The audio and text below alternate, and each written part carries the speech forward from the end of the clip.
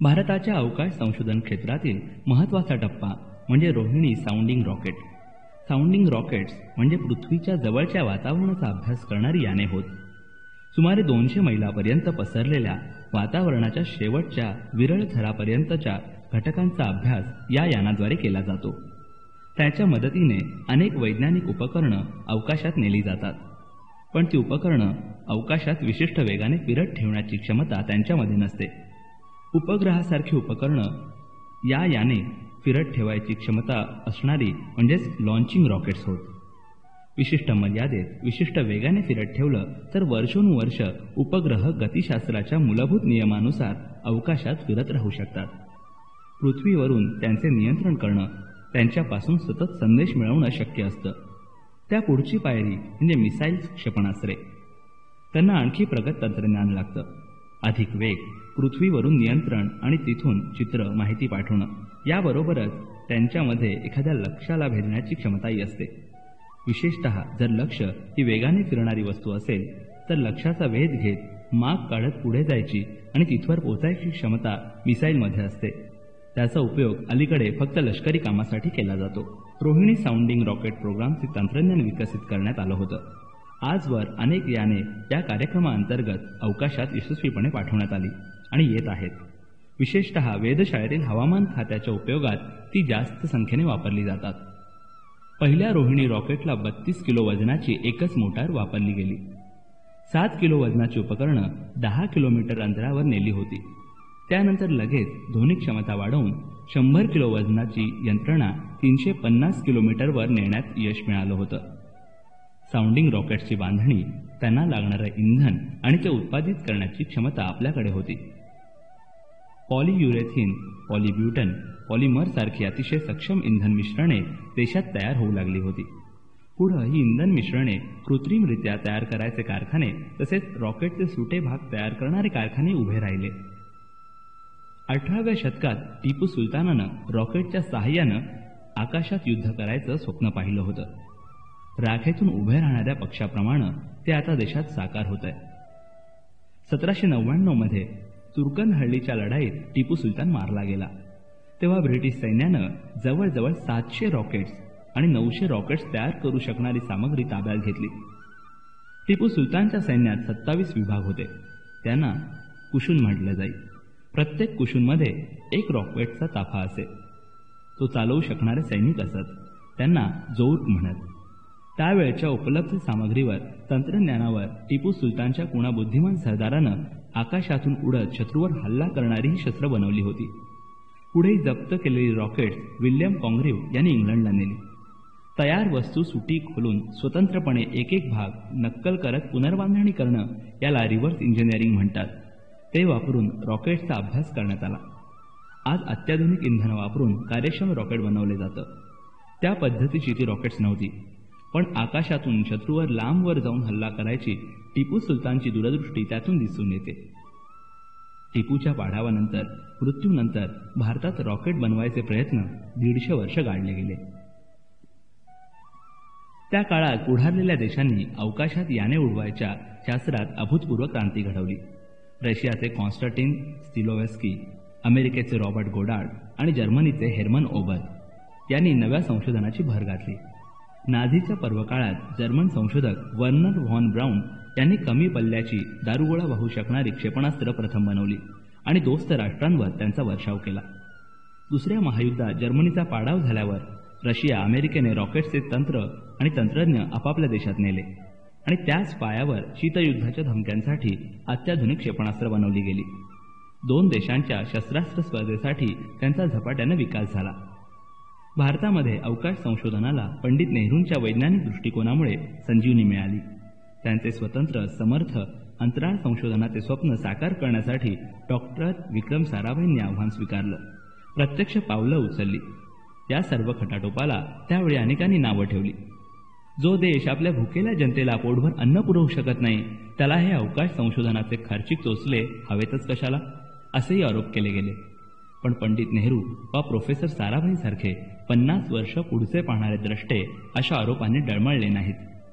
जगाच्या नकाशावर समर्थ राष्ट्र म्हणून उभं राहायचं असेल तर अत्याधुनिक तंत्रज्ञानाचा वापर करून पुढारलेल्या देशांच्या बरोबरीनं प्रत्येक क्षेत्रात स्वयंपूर्ण व्हायला हवं.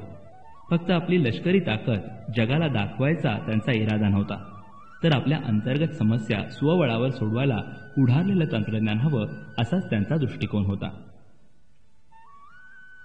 प्रोफेसर साराभाई तुंबाला वरचेवर भेट देत आमच्या कार्याचा, प्रगतीचा आम्हा सर्वांसमोर आढावा घेत स्पष्ट सूचना किंवा आदेश देण्याऐवजी दृष्टिकोनांची देवाणघेवाण करायची त्यांची रीत होती.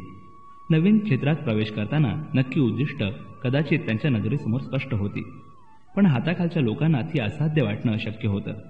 त्यांनी साशंक वृत्तीनं काम केलं तर उद्दिष्ट साध्य करण्यासाठी अधिक वेळ लागेल याची त्यांना स्पष्ट कल्पना होती. आपल्या टीमला सोबत न्यायचं, पायरी पायरीनं पुढे जायचं आणि आलेल्या समस्यांना चर्चेनं, एकत्रित बुद्धीनं सामोरं जायचं ही त्यांची पद्धत होती. संशोधनाच्या क्षेत्रात नेत्यानं कसं असावं याचा तो आदर्श वस्तुपाठ होता. एकदा ते मला म्हणालेले आठवतं, माझं कार्य निर्णय घेणे मला मान्य आहे, पण माझ्या सहकाऱ्यांना ते निर्णय मान्य आहेत ही बाब माझ्या दृष्टीने निर्णय घेण्याइतकीच महत्त्वाची आहे. त्यांनी ठरवलेले काही निर्णय पुढे काही जणांचे जीवित ध्येय बनलं. स्वतःची रॉकेट स्वतः बनवायचं त्यांनी ठरवलं.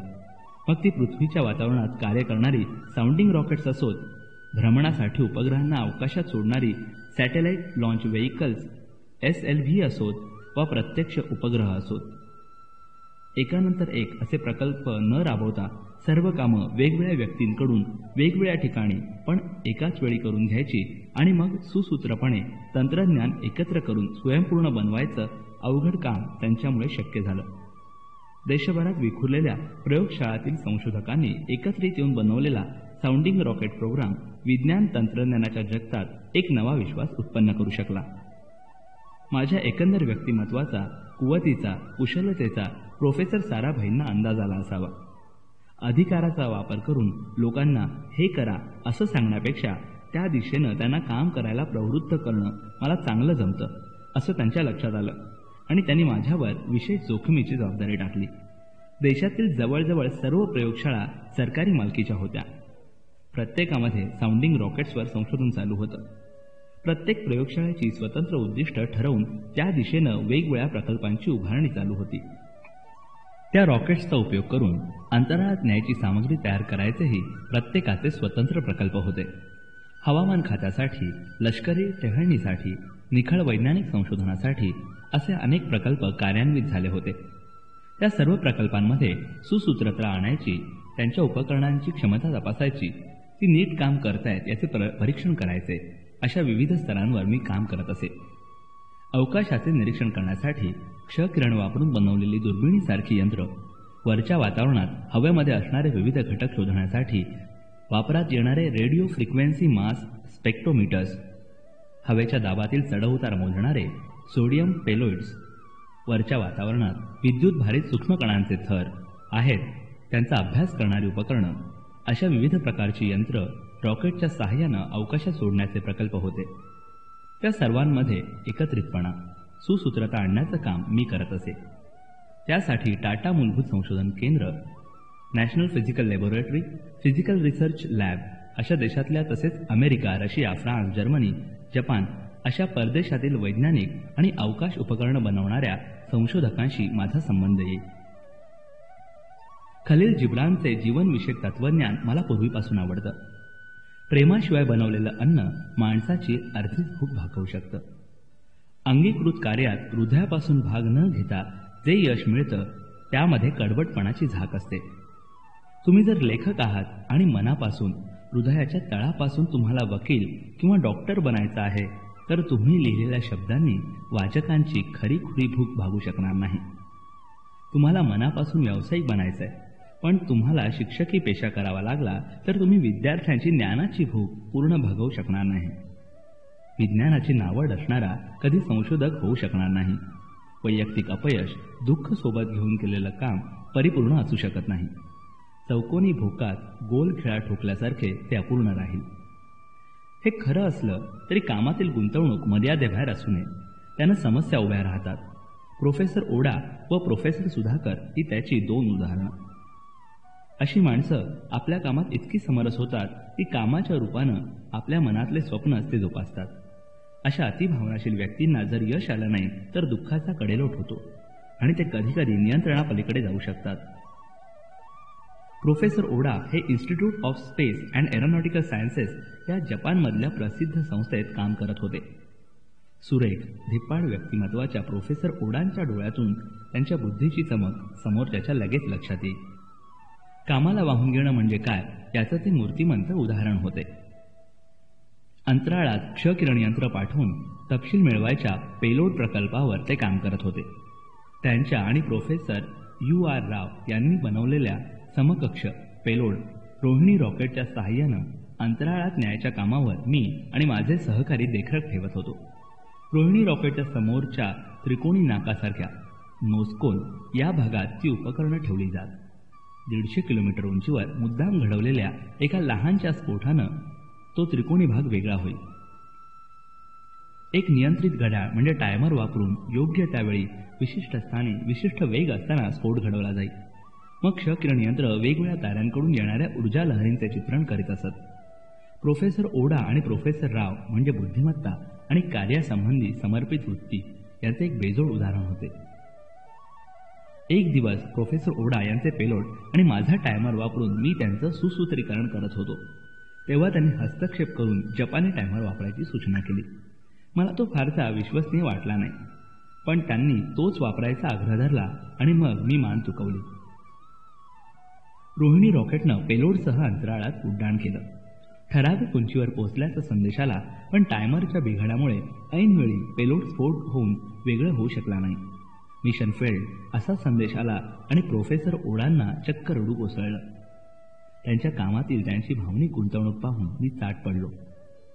प्रोफेसर सुधाकर हे माझ्या पेलोड तयार करायच्या प्रयोगशाळेतील सहकारी होते. एका उड्डाणासाठी आम्ही सोडियम आणि थर्माइटचे मिश्रण सावकाश योग्य त्या जागी भरत होतो. हे मिश्रण ज्वालाग्रही असल्यानं पायरी पायरीनं भरावं लागे. तुम्हाला नेहमीप्रमाणे उष्मा होता.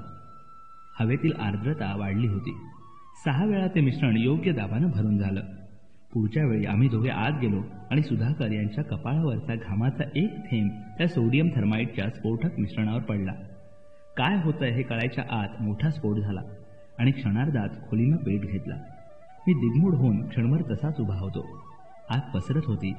पाण्यानं सोडियमची आग अधिकच भडकते हे ठाऊक होतं. त्या ज्वालांनी वेढलेल्या अवस्थेतही प्रोफेसर सुधाकरांच्या मनाचा तोल ढळला नाही. दोन्ही मुठींनी प्रहार करत त्यांनी खिडकीची काच फोडली आणि प्रथम मला खिडकीबाहेर चक्क फेकून दिलं. मगच स्वतः उडी मारली. त्यांचे रक्ताळलेले हात मी कृतज्ञतेने हातात घेतले. तेव्हा वेदनेतही ते हसत होते. त्यानंतर कापलेल्या भाजलेल्या जखमांवर कित्येक आठवडे उपचार घेत त्यांना हॉस्पिटलमध्येच राहावं लागलं. थुंबा इक्वेडोरियल रॉकेट लॉन्च स्टेशन म्हणजे टल्स या संस्थेत मी रॉकेट तयार करायच्या, पेलोड एकत्रीकरणाच्या, झालेली उपकरणं तपासायच्या आणि अनेक उपयुक्त सहाय्यक उपकरणांच्या कामात व्यस्त होतो. त्यातील एक महत्त्वाचा भाग म्हणजे शंकूच्या आकाराचा नोज कोन, ज्यामध्ये पेलोड बसवलेलं असतं. तो होय.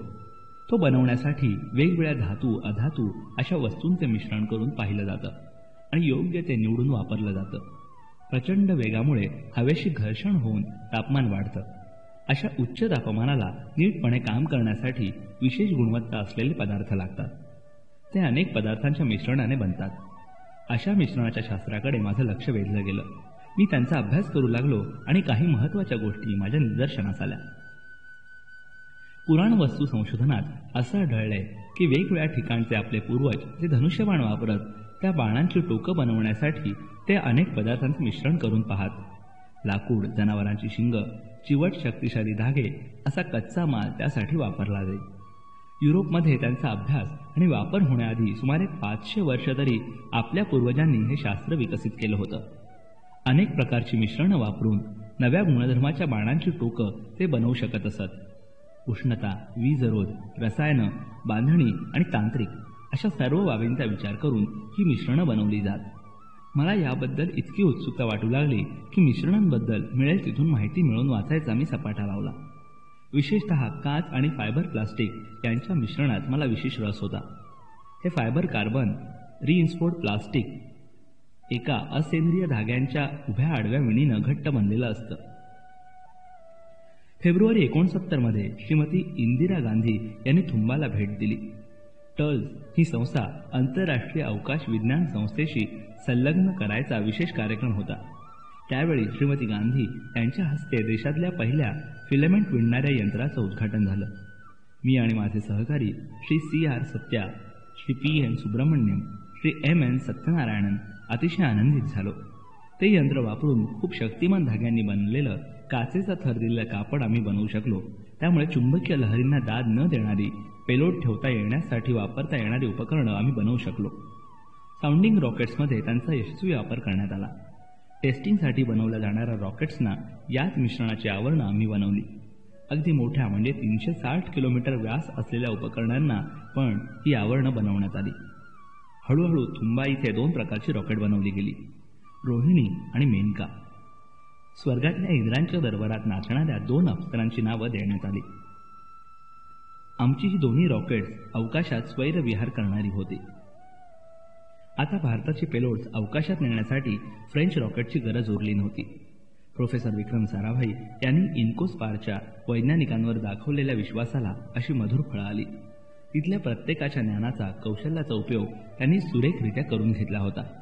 प्रत्येकाला हे प्रकल्प आपलेच आहेत अशी भावना उत्पन्न करण्यात ते यशस्वी झाले होते. तसे प्रोफेसर साराभाई व्यवहारी होते. आपली निराशा ते कधी लपवून ठेवत नसत. सहकाऱ्यांची चर्चा करताना ते प्रामाणिक असत. प्रत्यक्षापेक्षा थोडे अधिक आशावादी चित्र ते डोळ्यांसमोर रंगवत असत आणि मग त्या चित्रात आपल्या परिश्रमांना रंग भरण्यासाठी ते आम्हाला उद्युक्त करत. आपल्या सहकाऱ्यांचा, त्यांच्या कौशल्याचा कमाल मर्यादेपर्यंत वापर करून घेणं त्यांना साधलं होतं.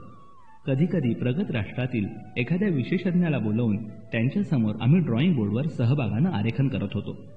त्यामुळे त्यांच्या इतके सफाईदार काम करायचं आव्हान मिळे आणि आम्ही ते पूर्ण करत होतो. कधीकधी त्यांनी दिलेली कामाची उद्दिष्ट पुरी होत नसत. मग ते केलेल्या भागाचे कौतुक करत. एखाद्याच्या कामाचा बोजा मर्यादेबाहेर वाढतो आहे असं लक्षात आलं तर ते काम बदलून देत. कुठल्याही परिस्थितीत कामाचा दर्जा उत्तम राहायला हवा असा त्यांचा आग्रह असे. 20 नोव्हेंबर 1967 रोहिणी 75चं उड्डाण झालं.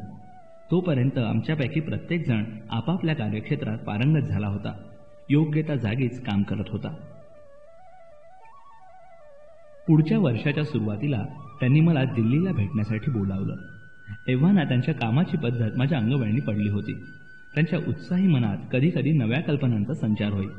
पहाटे 3:30 वाजता हॉटेल अशोकमध्ये भेटायला बोलवलं आहे असं त्यांच्या खासगी चिटणीसानं निरोप दिला.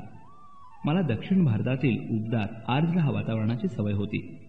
त्या थंडीमध्ये कुडकुडत रात्री जाण्याऐवजी अशोक हॉटेलच्या बाहेरच्या स्वागत कक्षामध्ये जेवण करून वाट पाहत बसणं मला श्रेयस्कर वाटलं. मी तसा धार्मिक वृत्तीचा माणूस आहे.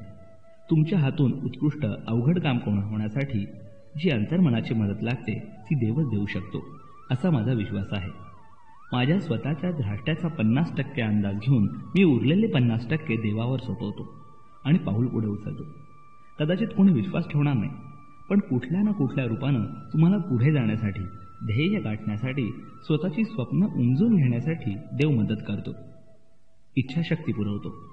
आपापल्या कृतीनुसार प्रत्येकाला आयुष्यात असे अतीत अनुभव येतात. केव्हा तरी आपण तयारीत असतो, योग येतो आणि अनामिक दैवी शक्तीशी आपला हलकासा संबंध आल्याशी अनुभूती आपल्याला येते. आपणामध्ये एक विलक्षण अंतर्दृष्टी, शहाणपण उगवल्याची स्वतःला जाणीव होते. त्यावेळी आपण कदाचित एखाद्या व्यक्तीशी बोलत असू तर एखादा शब्द, प्रश्न, नजर किंवा साधी हालचालही प्रेरणादायी वाटते. पुस्तक वाचत असलो तर एखादे संभाषण, एखादी चपखल उपमा, कवितेची ओळ, शब्दातील वर्णन मनामध्ये काहीतरी चमकून उठतं. कधीतरी एखादं चित्र बघून संदेश मिळतो आणि आपल्या आतमध्ये काहीतरी नवीन जन्म घेतंय त्याची आपल्याला काहीच पूर्वकल्पना असत नाही. त्या प्रशस्त स्वागत कक्षात मी प्रोफेसर साराभाईंची वाट पाहत असताना शेजारच्या सोफ्यावर कुणीतरी पुस्तक विसरून गेलेलं माझ्या दृष्टीला पडलं. त्या थंडी भरल्या रात्री वेळ जाण्यासाठी मी ते उचललं आणि पाने उलटू लागलो. मी काय वाचत होतो त्याचा अर्थ नीटसा मनामध्येच उमजत नव्हता. आज तर मला त्यातलं काहीच आठवत नाही. ते एक उद्योग व्यवस्थापन शास्त्रावरचं गाजलेलं लोकप्रिय पुस्तक होतं. एकदम एका पानावरील जॉर्ज बर्नार्ड शॉ यांच्या भाष्यांवर माझी नजर गेली. नक्की शब्द लक्षात नाही, पण मतितार्थ आठवतो. सर्व शहाणी सुरती माणसं जग रहाटीशी जुळवून घेतात. काही चाकोरी बाहेरची व्यक्तिमत्व जग रहाटीलाच आपल्याशी जुळवून घ्यायला भाग पाडतात. जगामध्ये जी प्रगती झालेली आहे ती अशा चाकोरी बाहेरच्या माणसांकडून, त्यांच्या सदैव नाविन्याच्या शोधात असलेल्या वृत्तीकडून झालेली आहे. तिथून पुढे मी वाचू लागलो. उद्योग, व्यवसाय, व्यवस्थापन यातील काही समजुती, गैरसमजुतींबद्दल विस्तारानं चर्चा होती. व्यवस्थित नियोजन आणि शिस्तबद्ध अंमलबजावणी केलेल्या कुठल्याही योजनेमध्ये अनपेक्षित संकटे येण्याची संभाव्यता न्यूनतम असते. पण लेखकाला थोडं वेगळ्या तऱ्हेनं वेगळंच सांगायचं होतं. प्रकल्पाच्या सर्व अधिकाऱ्यांना प्रकल्प राबवताना थोडी अनिश्चितता आणि धुसरपणा ठेवावा. अशा वेळी चटकन घेतलेल्या योग्य निर्णयावर आर्थिक यश अवलंबून असतं. थोडी कॅल्क्युलेटेड रिस्क कधीकधी प्रचंड यश मिळवून देते, जे नियोजनबद्ध प्रकल्प देऊ शकेलच असे नाही. जनरल जॉर्ज पॅटन यांचे प्रसिद्ध बोल पुढे लिहिलेले आहेत. ताबडतोब धडाक्यानं अंमलात आलेली चांगली योजना ही सुनियोजित, पण पुढील आठवड्यात अंमलात आणायच्या उत्तम योजनेपेक्षा उजवी असते. खूप मोठ्या यशासाठी परिणामकारक उपाययोजन करणं जरुरी आहे, कारण कालांतरानं त्याचे फायदे तोटे आपल्याला दिसतात आणि कधीकधी परिस्थिती हाताबाहेर जाऊ शकते. उत्तम प्रकल्प अधिकारी अशा परिस्थितीतील फरक जाणून उपाय योजतो. रात्रीचा 1 वाजला होता. आणखी 2 तासांनी होणाऱ्या मुलाखतीसाठी वाट पाहणं फारसं सुखावं नव्हतं. पण प्रोफेसर साराभाई काहीतरी चाकोरी बाहेरचं विचारात घेण्याबद्दल प्रसिद्ध होते. देशातील अंतराळ संशोधन अगदी कमी मनुष्यबळावर त्यांच्याकडून अधिकतम काम करून घेऊन ते यशस्वीरित्या चालवत होते. एकाएकी माझ्या लक्षात आलं की समोरच्या सोफ्यावर आणखी एक माणूस येऊन बसला आहे. उंच, बुद्धिमान चेहरा, सुसंस्कृत रीतिरिवाजाचा असा तो मनुष्य माझ्या बरोबर विरुद्ध व्यक्तिमत्वाचा वाटत होता. मी कपड्या लत्त्याच्या बाबतीत फारच गलथान होतो. तो मात्र अगदी टिपटॉप पोशाखात आणि त्या आडनिड्या वेळीही ताजातवाना वाटत होता. त्याच्या व्यक्तिमत्वात काहीतरी अनाकलनीय आकर्षण होतं. माझे पुस्तकावरचे लक्ष उडालं. तेवढ्यात डॉक्टर साराभाईंनी आज बोलावल्याची सूचना दिली गेली. मी जिथून घेतलं होतं तिथे पुस्तक परत ठेवलं. समोरच्या माणसालाही आज बोलवण्यात आलं. कोण आहे ते? माझ्या मनात उमटलेला प्रश्न आत गेल्यावर लगेच सुटला. प्रोफेसर साराभाईंनी आमची एकमेकांशी ओळख करून दिली. ते हवाई दलातील एक प्रमुख अधिकारी, ग्रुप कॅप्टन V.S. नारायणन होते. प्रोफेसर साराभाईंनी कॉफी मागवली आणि आपल्या मनातील योजना बोलून दाखवली. त्यांना रॉकेट असिस्टेड टेक ऑफ सिस्टीमचा विकास करायचा होता. युद्ध विमानांना लांब धावपट्टीची गरज असते, त्यामुळे दुर्गम डोंगराळ जागी त्यांना चढणं उतरणं सोयीचं होत नाही. टेक ऑफ घेताना विशिष्ट वेग गाठावा लागतो. तो मिळवण्यासाठी रॉकेटच्या साहाय्यानं वेगमर्यादा चटकन गाठायची, म्हणजे कमी लांबीच्या धावपट्ट्यांवर चालू शकतील आणि युद्धकाळात प्रत्यक्ष सीमेवर विमानं वापरणं सोयीचं ठरेल, अशी राटोची संकल्पना आहे. कॉफी संपली तसं दिल्लीहून जवळ असलेल्या तिलपत रेंज या डोंगराळ भागात त्यांनी सोबत चालण्याची सूचना केली. आम्ही त्यांच्या सूटमधून बाहेर आलो. जाताना मी सहज नजर टाकली तर सोफ्यावर ते पुस्तक नव्हतं. तासाभरात गाडीनं आम्ही तिलपत रेंजजवळ पोहोचलो. तिथे त्यांनी आम्हाला रशियन बनावटीचे राटो इंजिन दाखवलं आणि त्यांनी विचारलं, यासाठी वापरल्या जाणाऱ्या रशियन मोटारी मी तुम्हाला पुरवल्या तर 18 महिन्यात तुम्ही राटो यंत्रणा बनवू शकाल का? हो, आम्ही दोघं जवळजवळ एकदमच उत्तरलो. त्यांच्या चेहऱ्यावर उत्तर ऐकून छान हसू पसरलं. ते पाहून मला मगाशी वाचलेली वाक्य आठवली. तो तुम्हाला योग्य मार्गावर जाण्यासाठी प्रकाश दाखवेल. आम्हाला हॉटेल अशोकवर सोडून प्रोफेसर साराभाई नाश्त्यासाठी पंडित नेहरूंकडे गेले. संध्याकाळी बातमी प्रस्तुत करण्यात आली. भारतानं लहान धावपट्टीवर विमानं उडवायचं तंत्रज्ञान विकसित करायचा प्रकल्प हाती घेतला असून APJ अब्दुल कलाम त्याचे प्रमुख आहेत. आनंद, धन्यता, कृतज्ञता वगैरे संमिश्र भावनांनी माझं मन दाटून आलं. 19व्या शतकातल्या कुण्या अनामिक कवीच्या ओळी माझ्या मनामध्ये उभरून आल्या. येणाऱ्या सर्व दिवसांसाठी तयारीत राहा, त्यांना सारखेच सामोरं जा. जेव्हा ऐरण होशील तेव्हा घाव सोस आणि हातोडा होशील तेव्हा घाव घाल. राटो मोटर्स या विमानांना प्रतिकूल परिस्थितीत उड्डाण करणं शक्य करतात. कधी बॉम्ब हल्ल्यात अर्धीमुर्धी धावपट्टी उद्ध्वस्त होते, ती कधी खूप उंचावर असते, कधी क्षमतेपेक्षा अधिक वजन व्हायची वेळ येते, तर कधी भोवतालचे तापमान योग्य नसतं. विमानाला अपेक्षित वेग देणं शक्य होत नाही. हवाई दलाच्या S-22 आणि HF-24 विमानांना राटो मोटरची अत्यंतिक गरज होती. एकूण इम्पल्स किंवा जोर गुणिले वेळ हा गुणक 24,500 किलोग्रॅम सेकंद इतका होता. तिचं वजन 220 किलो होतं आणि दुहेरी तळावर स्टीलच्या आवरणात पुढे ढकललेली यंत्रणा बंदिस्त केली होती. पुढील सर्व विकसन space science and technology centre इथं करायचं होतं आणि ते defence research and development organisation, Hindustan aeronautics limited, DTD&P आणि एअर हेडक्वार्टर्स अशा 4 संस्थांच्या सहकार्यानं अंमलात आणायचं होतं. वजन कमी करण्यासाठी मी प्रथम स्टीलऐवजी फायबर ग्लासचं आवरण वापरायचं ठरवलं. प्रॉपेलंट म्हणजे उड्डाण यंत्रणा अधिक क्षमतेची आणि अधिक वेळ जोर घेऊ शकेल असं वापरायचं निश्चित केलं. काही सुरक्षा यंत्रही नव्यानं वापरायची ठरवली. निर्माण होणारा दाब जास्त होता तर सुरक्षा यंत्रही वेगळी लागणार होती. आम्ही राटोवर काम सुरू केलं. त्याचवेळी 2 महत्त्वाच्या घटना घडल्या. प्रोफेसर साराभाईंनी आगामी 10 वर्षात भारताची अवकाश संशोधनाची दिशा दर्शवणारा अहवाल प्रसिद्ध केला.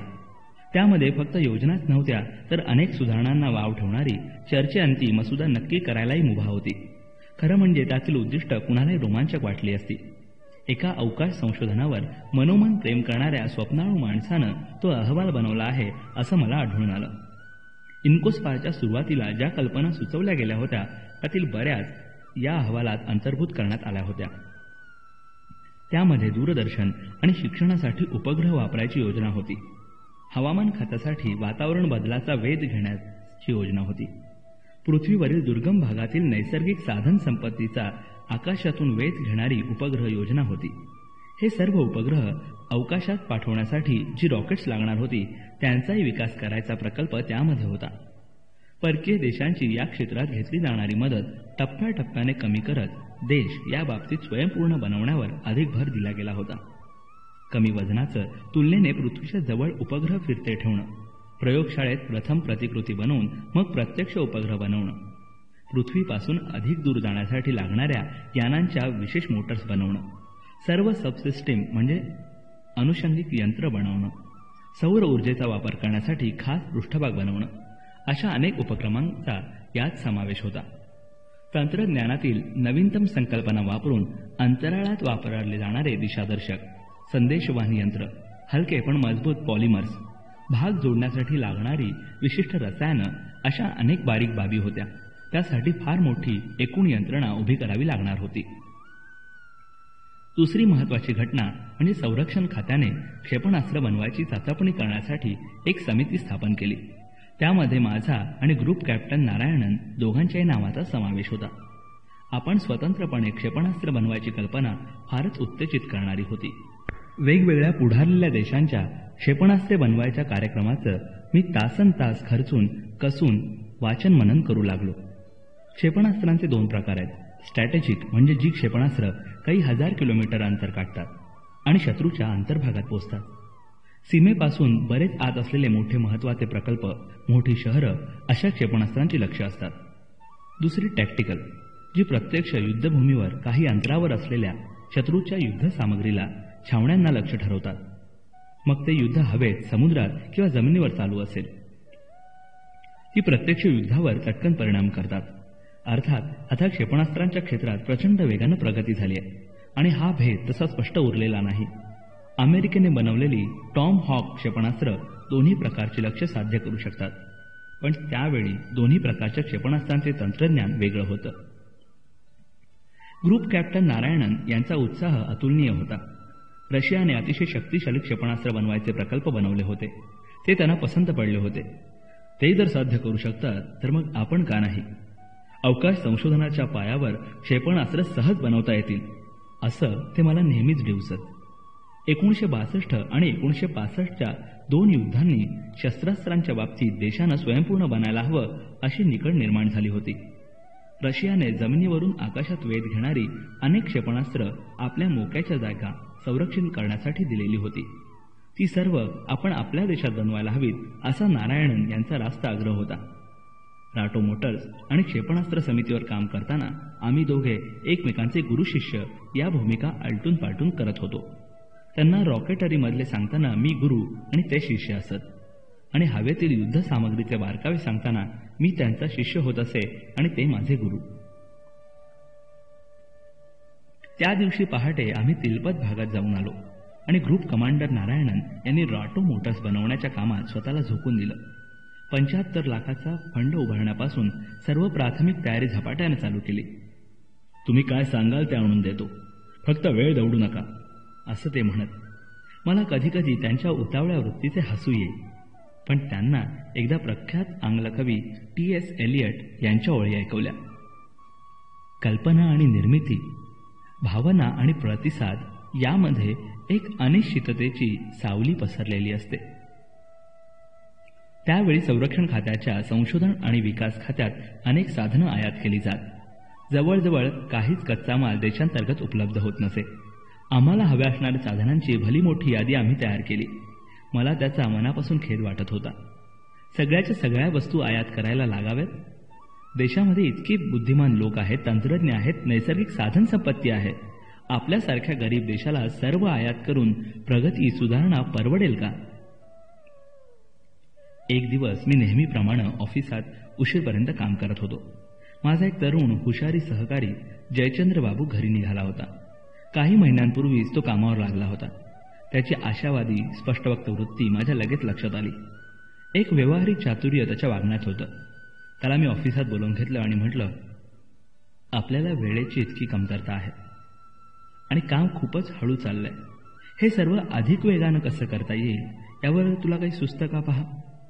क्षणभर तो गप्प राहिला आणि म्हणाला, मी थोडा विचार करून उद्या काय ते सांगतो.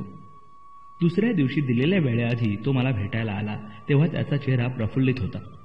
सर, राटोची सारी यंत्रणा आपण साधनं आयात न करता उभी करू शकतो. फक्त आपल्या कामाच्या पद्धती बदलल्या पाहिजेत. आपला दृष्टिकोन बदलला पाहिजे. संस्थेनं साधनं मिळवण्यासाठी अमुक एक पद्धतच आचरायला हवी असा आग्रह सोडून द्यावा. योग्य त्या जागी काम करण्यासाठी लहान लहान उपकंत्राटं दुसऱ्यांना द्यावीत. वस्तू आयात केल्या तरच काम होतं अशी वृत्ती सोडून द्यावी. त्यानं 7 कलमी योजनाच लिहून आणली होती. आर्थिक मंजुरी एकाच्याच हाती असावी. साध्या साध्या गोष्टींसाठी फायली इकडून तिकडे सरकत प्रत्यक्ष पैसे हातात पडायला खूप वेळ जातो. तो वाचेल. कुठेही कामासाठी जाताना माणसाची नोकरीची स्थिती न पाहता त्याला विमान प्रवास करू द्यावा. फक्त एकाच वरिष्ठाला कामाबद्दल जाब द्यावा लागावा. सर्व साधनं हवाई मार्गाने मागवावीत. खाजगी कंपन्यांना कंत्राट द्यायची परवानगी मिळावी. साधनं मागवताना फक्त तांत्रिक गुणवत्ता लक्षात घेतली जावी. सगळ्या किचकट हिशोबात सुटसुटीतपणा आणावा. सरकारी खात्यांमध्ये अशा मागण्या पूर्वी कधी कोणीच केल्या नव्हत्या. प्रत्येक गोष्ट 10 जणांकडून तपासत मगच त्याचा अंमल केला जावा अशी पद्धत होती. पण या 7 कलमी मागण्यांची व्यवहारी बाजू मला समजत होती. राटो प्रकल्प हा एक नवा प्रयोग होता. त्यासाठी नव्या नियमांची स्वाभाविक गरज होती. जयचंद्र बाबूंच्या 7 कलमांवर मी नीट विचार केला आणि प्रोफेसर साराभाईंच्या पुढ्यात त्या ठेवल्या. त्यांना सांगितलं की प्रशासकीय कामातील दिरंगाई टाळण्यासाठी काही बदल करायची गरज आहे. त्यामुळे होणारा फायदा ते जाणू शकले आणि झटक्यात त्यांनी त्या मागण्या मंजूर केल्या. थोडी व्यवहारी धंदेवाईक दृष्टी बाळगली तर महत्वाची मोठ्या जोखमीची कामं पार पाडण्यात सुलभता येते हा जयचंद्र बाबूंचा दृष्टिकोन तो आम्हाला पटवू शकला. असलेली कार्यपद्धती वापरून कामे लवकर करायची तर अधिक माणसं, अधिक साधनं आणि अधिक पैसा लागला असता. ते जर जमत नसेल तर कार्यपद्धतीच बदला असा त्याचा एकंदर सूर होता. त्याची अशी वृत्ती फार काळ त्याला आमच्याबरोबर इस्रोमध्ये बांधून ठेवू शकली नाही. लवकरच नायजेरियामध्ये अधिक वेतनाच्या अधिकाराच्या जागी तो निघून गेला. आम्ही राटो मोटरसाठी फायबर ग्लासचं आवरण वापरायचं ठरवलं होतं. अधिक शक्तिशाली प्रॉपेलंट, गरजेप्रमाणे कार्यशक्तीचा वापर, आणीबाणीच्या वेळी त्वरित वजन कमी करण्यासाठी अधिक सुलभ यंत्रणा असं छोटे मोठे बदल मूळ रशियन ढाच्यांमध्ये केले होते. समोरच्या भागाचा आकारही बदलला होता. काम पूर्ण झाल्यावर विमानापासून सुलभतेने अलग होण्यासाठी हा बदल केला होता. पहिली चाचणी राटो प्रकल्प सुरू झाल्यापासून 12व्या महिन्यात आम्ही करू शकलो. फक्त 20 अभियंते त्यासाठी काम करत होते. पुढील 4 महिन्यातच आम्ही हा प्रकल्प पूर्णत्वाला आणला. भावी उपग्रहांचे उड्डाण करण्यासाठी लागणाऱ्या वाहनांची कल्पना या काळापर्यंत मूर्त स्वरूपात आणायचं ठरवलं जात होतं. त्यामध्ये अवकाश तंत्रज्ञानामध्ये असलेली आर्थिक सामाजिक उन्नतीची बीजं समजून घेण्यात आली होती. प्रोफेसर साराभाईंनी 1969 इथंच मिळणाऱ्या साधनसंपत्तीतून स्वदेशी बनावटीचा उपग्रह तयार करायची, तो अवकाशात सोडायची आणि त्याचे जमिनीवरून नियंत्रण करण्याची यंत्रणा उभी करण्यासाठी योजना आखल्या. विमानातून स्वतः ते योग्य जागेच्या शोधासाठी फिरले. पृथ्वीच्या पूर्व पश्चिम भ्रमणाचा उपयोग करून घेण्यासाठी यावेळी त्यांनी पूर्व किनाऱ्यावर अधिक लक्ष दिलं. मद्रास जवळ 100 किलोमीटर अंतरावरील उत्तरेकडे असलेलं श्रीहरिकोटा हे बेट त्यासाठी मुकर्रर करण्यात आलं. मद्रास शहराएवढे आकारमान असलेलं ते गाव किनाऱ्यापासून जवळ होतं.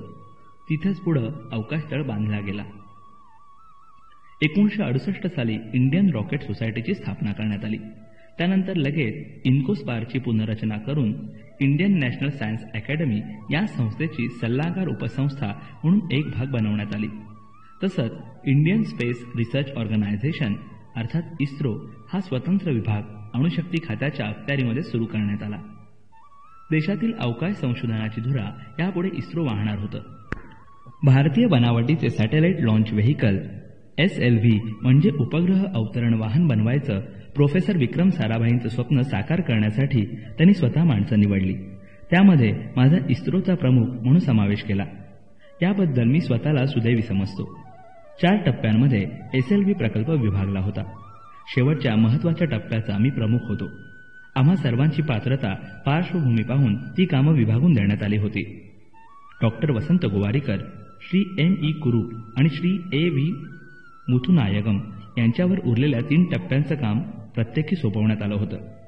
डॉक्टर गोवारीकरांनी वेगवेगळी मिश्रणं वापरून इंधनं बनवण्याच्या क्षेत्रात आपलं खास स्थान बनवलं होतं. श्री कुरूप यांनी अधिक शक्तिशाली प्रॉपेलंट बनवण्याच्या प्रयोगशाळा स्थापन केल्या होत्या. प्रॉपेलंटचा वापर कमाल क्षमतेनं करायचं तंत्रज्ञान त्यामध्ये विकसित केलं होतं. मुथुनायगम यांचे कमी वेळात अधिक ऊर्जा पुरवणाऱ्या प्रॉपेलंटच्या क्षेत्रातील कार्य वादातीत होतं. 4थ्या टप्प्यामध्ये या तिघांच्या एकत्रित कामाबरोबर प्रत्यक्ष बांधणी करण्यासाठी नाविन्याचा ध्यास असलेल्या प्रयोगशील वृत्तीचा कुणीतरी अनुभवी माणूस त्यांना हवा होता. म्हणून कदाचित माझी निवड केली गेली असावी. माझी थोडा धोका पत्करायची आणि चुकांपासून शिकत पुढे जायची वृत्ती त्यांच्या परिचयाची होती. तीच त्यांना उपयुक्त वाटली होती. कुठलीही गोष्ट परिपूर्ण करण्याचा ध्यास लागल्याशिवाय प्रत्येक टप्प्यावर नीट निरीक्षण करून चुका पारखत दुरुस्त करत पुढे गेल्याशिवाय असे मोठे प्रकल्प पूर्णत्वाला येत नाहीत. अगदी छोट्या बारक्या तपशिलाचे नियोजन केल्याशिवाय प्रगती होत नाही. शिवाय वेळेचे बंधन प्रत्येक टप्प्यावर आवश्यक असतं. मला 4ही टप्प्यांच्या प्रत्येक तपशिलात शिरणं शक्य नव्हतं. प्रशासकीय बाबींसाठी मला अनेकदा बाहेर जावं लागत. तेव्हा मी सहकाऱ्यांना उपलब्ध होत नसे. त्याला माझाही नाईलाज होता. परिणाम म्हणून प्रकल्पाला अपेक्षित असा वेग येईना. त्यावेळी प्रोफेसर साराभाईंनी एक फ्रेंच पाहुणा आपल्या भेटीसाठी आणला. आमच्या समस्या त्यांना समजू शकल्या असत्या, कारण ते पाहुणे प्रोफेसर क्युरेन फ्रान्सच्या अवकाश कार्यक्रमातील डायमॉन्ड लॉन्च व्हेकल्स या समकक्ष प्रकल्पाचे प्रमुख होते. ते हाडाचे व्यावसायिक व्यक्तिमत्व होतं.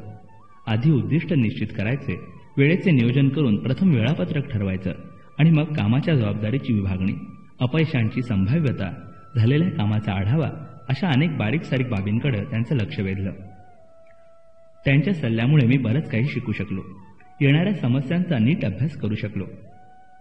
मध्ये मध्ये प्रोफेसर साराभाई नवीन काहीतरी सुचवत आणि प्रोफेसर क्युरेनही त्याचा आदर करत एकमेकांच्या कल्पनांची देवघेव करण्यातून बरंच काही साध्य होऊ शकलं. विशेषतः प्रकल्पाचा आकार प्रचंड असतो तेव्हा बारीक सारीक गोष्टी सहकाऱ्यांवर पूर्णतया सोपवून आपण फक्त महत्त्वाचं ते पाहावं, हा त्यांचा सल्ला मला पुढेही खूप उपयोगी पडला. माझ्या कार्यपद्धतीतील काही उजवे त्यांनी आवर्जून उचललं. त्यांनी तसं म्हणताच प्रोफेसर साराभाई खुश झाले. SLV आणि डायमॉन्डच्या प्रकल्पात मूलभूत फरक होता. त्यामुळे प्रत्यक्ष कामाची देवघेव करायची तर अनेक नव्या बदलांना सामोरं जावं लागत असतं. ते टाळण्यासाठी मी माझ्या सहकाऱ्यांनाच छोट्या मोठ्या समस्यांचे निवारण करायला उद्युक्त केलं. प्रत्येक बाबतीत प्रयोगशील राहायला हवं असं सुचवलं. त्यांच्या सूचना गांभीर्याने ऐकू लागलो. मी कनिष्ठांना अतिसौजन्यानं वागवतो अशी टीकाही माझ्या काही मित्रांनी केली, पण तिकडे मी फारसं लक्ष दिलं नाही.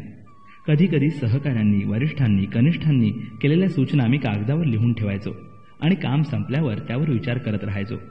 अनेकदा त्यांना हाताने सूचना लिहून देऊन तिथल्या तिथं अंमल करायला मी सांगत असे. माझी मिळून मिसळून काम करायची पद्धत, आपण एक टीम आहोत असा विश्वास वरपासून खालपर्यंत झिरपत नेत होती.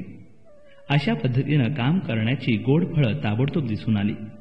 काही काळाने आमचं काम कुठवर आलंय याचा आढावा आम्ही घेतला तर युरोपमध्ये ज्या कामासाठी 3 वर्ष लागतील ते आम्ही वर्षभरात अधिक प्रतिकूल परिस्थितीत पूर्ण करू शकलो होतो. दर आठवड्याला सर्व सहकाऱ्यांची मीटिंग घेऊन आपापल्या कामाचा अहवाल घ्यायची पद्धत वेळखाऊ असली तरी प्रत्यक्षात फायदेशीर ठरली, उपयुक्त ठरली. चर्चेतून, कल्पनांच्या देवाणघेवाणीतून नवे नवे सुचत राहते आणि प्रारंभी उग्र वाटणाऱ्या समस्यांची उकल सोडवणूक होऊ शकते. नेता किती चांगला असतो तर त्याच्या अनुनयाने एवढा. त्यांच्या कार्यनिष्ठेवर, कामात झोकून द्यायच्या वृत्तीवर नेत्यांचं यश अवलंबून असतं. सहकार्याची भावना कुठलीही योजना राबवताना महत्त्वाचं काम करू शकते. एकमेकांबद्दल विश्वास द्यायला हवा आणि घ्यायलाही हवा. लहान सहान बाबतीत सर्वांना स्वातंत्र्य द्यायला हवं. व्यवस्थापनशास्त्रातील अनेक तत्त्व मी तेव्हा शिकलो. माझ्या लहानशा टीममध्ये नेतृत्व गुण असलेले काही जण होते. प्रत्येक स्तरावर अशी माणसं असतात आणि ती आपापल्या मजदुराप्रमाणे काम करतात, करून घेऊही शकतात. SLV 4 टप्प्यांच्या आरेखनात सुधारणा करून आम्ही डायमंड प्रकल्पासाठी त्याचा उपयोग होईल असे बदल केले होते. 250 किलो वजन आणि 400 मिलीमीटर व्यास होता. तो वाढवून 600 किलो वजन आणि 650 मिलीमीटर व्यासापर्यंत आम्ही नेला होता. त्यासाठी 2 वर्ष सर्व टीमला खपून काम करावं लागलं होतं. काम पूर्ण करून त्यांना सुपूर्द करणार तेवढ्यात फ्रेंच सरकारनं आपला डायमंड DC हा कार्यक्रमच रद्द केला. आता आमच्या स्टेज 4 प्रकल्पाची त्यांना गरजच नव्हती. मला निराशेचा धक्का पुन्हा बसला होता. हवाई दलात नाकारला गेलो. बंगलोरला नंदी हॉवरक्रॉफ्ट बासनात गुंडाळून ठेवण्यात आलं. तेव्हाची निराशा पुन्हा माझ्या वाट्याला आली. त्या प्रकल्पावर माझ्या बऱ्याच अपेक्षा केंद्रित झाल्या होत्या. SLVचे बाकी 3 टप्पे पूर्ण होऊन एकत्रीकरणाला अजून 5 वर्ष अवकाश होता. पण लवकरच मी त्यातून सावरलो. डायमंड BCच्या गरजेप्रमाणे स्टेज 4 मध्ये बदल करताना मी जे कष्ट घेतले होते त्या कष्टांनी मला पुरेपूर आनंद दिला होता. तो तर कोणी हिरावून घेऊ शकत नव्हतं. त्यावेळी हवाई दलाच्या राटो प्रकल्पावरही मी काम करत होतो. त्यामुळे खंत करायला माझ्यापाशी वेळच नव्हता. राटोवरती काम चालू असतानाच आमचे SLV प्रकल्पाचे थुंबा येथील कामही हळूहळू आकाराला येत होते. सर्व उपयंत्रणांची प्राथमिक तयारी पूर्ण होत आली होती. वसंत गोवारीकर, कुरूप, मुथुनायगम यांच्या अद्वितीय प्रयत्नांनी टर्ल्स या संस्थेनं रॉकेट क्षेत्रात फार मोठी उडी मारण्याची तयारी केली होती. प्रोफेसर विक्रम साराभाई लोकांना अचूक हेरण्यात आणि त्यांचं योग्य असं समूह बनवण्यात अगदी पटाईत होते. SLVच्या संदेशवहन यंत्रणेच्या विकासासाठी एक माणूस निवडायचा होता. 2 तेवढ्याच ताकदीची नावं डोळ्यासमोर होती. डॉक्टर UR राव, अनुभवी, सुसंस्कृत म्हणून सर्वांना ठाऊक होते. तर दुसरे श्री G माधवन नायर, अनुभव कमी असला तरी प्रयोगशील वृत्तीचे, नाविन्याची आवड असलेले असे होते. जरी माधवन नायर समर्पित वृत्तीने काम करण्यासाठी परिचित होते तरी त्यांची निवड होईल असं वाटलं नव्हतं. प्रोफेसर साराभाईंच्या एका भेटीच्या वेळी माधवन यांनी एक टेलिकमांड सिस्टीम, ज्यामध्ये दूर अंतरावरून आज्ञावली दिली जाते, त्याचं प्रात्यक्षिक दाखवलं होतं. त्यावेळी त्यांची स्वतंत्रपणे नवं करून पाहायची वृत्ती सर्वांच्या लक्षात आली होती. प्रोफेसर साराभाईंनी त्यांची नेमणूक केली. प्रस्थापित बाबी कुशलतेने करण्यापेक्षा प्रयोगशील नाविन्य त्यांना अधिक उपयुक्त वाटलं. G माधवन नायर यांनी प्रोफेसर साराभाईंनी केलेली त्यांची निवड सार्थ ठरवली आणि पुढे ते polar satellite launch vehicle PSLV चे मुख्य प्रकल्पाधिकारी झाले. SLV आणि क्षेपणास्त्र म्हणजे एकाच कोळीची भावंड म्हणायला हरकत नाही. त्यांचा हेतू, संकल्पना वेगळी असली तरी दोघांचाही उगम अवकाशशास्त्रात होतो. हैदराबादच्या defence research and development laboratory आणि संरक्षण खात्याच्या संस्थेमध्ये क्षेपणास्त्रांचा विकास करायचा एक मोठा प्रकल्प चालू होता. जमिनीवरून आकाशातील लक्ष्याचा वेध घेणारी ती क्षेपणास्त्रे होती. त्या कामासाठी मी ग्रुप कॅप्टन नारायणन यांना वरचेवर भेटू लागलो. 1968 साली प्रोफेसर साराभाई थुंबाला आले होते. तेव्हा त्यांना नोसकोन वापरून यान वाहनापासून अलग करायचे तंत्र प्रात्यक्षिक करून दाखवण्यात आलं. कुठल्याही नव्या प्रयोगाचे निष्कर्ष त्यांना दाखवण्यात आम्हाला फार आनंद वाटे. टायमर वापरून एक पायरो सिस्टीम नावाची विशिष्ट छोटी उपयंत्रणा चालू करावी लागते. मग प्रत्यक्ष नोसकोन यानापासून अलग व्हायची क्रिया चालू होईल. टायमरचे बटन दाबायची क्रिया त्यांच्या हस्ते व्हावी अशी आमची इच्छा आम्ही त्यांना बोलून दाखवली. त्यांनी हसून मान डोलावत बटन दाबलं आणि आम्हाला आश्चर्याचा धक्काच बसला. काहीच घडलं नव्हतं. प्रमोद काळे नावाच्या माझ्या टीममधल्या एका अभियंत्यानं तो टायमर बनवला होता. सेकंदभरात काय झालं असावं याबद्दल विचार करून मी त्यांना थांबण्याची विनंती केली आणि सरळ पायरो सिस्टीमला वायर जोडली. त्यांनी पुन्हा बटन दाबलं. लगेच अपेक्षेप्रमाणे घडून आलं आणि नोसकोन अलग होऊन पुढे झेपावला. साराभाईंनी माझं, प्रमोद काळे यांचं अभिनंदन केलं आणि ते निघून गेले. त्यांच्या मनात दुसरेच विचार तरळत होते हे आम्हाला कळलं, पण आमच्या कामाबद्दल त्यांचं नक्की मत काय झालं हे कळायला मार्ग नव्हता. त्यानंतर लगेच रात्री जेवणानंतर भेटायला यावं असा निरोप मला देण्यात आला. त्रिवेंद्रमला असताना ते नेहमी कोवालम पॅलेस हॉटेलमध्ये उतरत. नेहमीप्रमाणे हसून त्यांनी माझं स्वागत केलं. प्रथम इकडचं तिकडचं नेहमीचे 2 शब्द बोलून लगेच ते आधीच्या घटनेकडे वळले. मला त्याची भीती होती, अपेक्षाही होती, पण त्यांनी एकदम वेगळा पवित्रा घेतला. पायरो टायर वेळेवर चालू झाला नाही याचा अर्थ आमचे ज्ञान किंवा कष्ट कमी पडत आहेत हे नसून सुसूत्रपणाचा अभाव आहे हे त्यांनी मान्य केलं. मग त्याची कारणं काय असावीत याची चर्चा खोलात जाऊन ते करू लागले. मला कामाचा बोजा होतोय का, माझ्या वैयक्तिक समस्या आहेत का अशी त्यांनी विचारणा केली. काम अगदी क्षुल्लक आहे, आव्हानात्मक वाटत नाही का, किंवा एखादी समस्या जी समोर असून आतापर्यंत दिसलेली नाही अशी आहे का, त्याची पृच्छा केली. मग चर्चेअंती ते मुख्य कारणाकडे वळले. आमचे सर्व प्रयोग, कामे वेगवेगळ्या ठिकाणी चालत होती. एका प्रयोगशाळेत पायरो सिस्टीम, दुसरीकडे इलेक्ट्रिकल काम, तिसरीकडे प्रत्यक्ष बांधणी, तर डिझाईनचं चौथीकडे. शिवाय प्रत्येक विभागाच्या वेळापत्रकात पुढे मागं व्हायचं. जागेच्या वेळेच्या फरकामुळे प्रत्येक ठिकाणी सहभाग घेणं मला शक्य होत नव्हतं. मग एकत्रीकरण, परीक्षण यामधील सुसूत्रते त्रुटी राहत. पहाटेपर्यंत चाललेल्या त्या चर्चेअंती स्वतंत्र रॉकेट इंजिनिअरिंग सेक्शन उभारायचा निर्णय घेण्यात आला. संस्थेच्या पातळीवर असो किंवा वैयक्तिक स्तरावर, चुकांमुळे यश दूर जातं हे खरंच आहे. चुकांमुळे एखाद्या गोष्टीची समग्रता लक्षात येऊन नाविन्याची कास धरत प्रयोग करणारा प्रोफेसर साराभाईंसारखा एखादा विरळा. आम्हाला चुकांबद्दल दोष न देता त्यातून योग्य बोध त्यांनी घेतला. त्यांची चुकांकडे पाहण्याची दृष्टी अगदी वेगळी होती. चुका या होतातच आणि बहुतेक वेळा त्या दुरुस्त करता येतात. चुकांमुळे एखादा गंभीर प्रसंग उभा राहतो.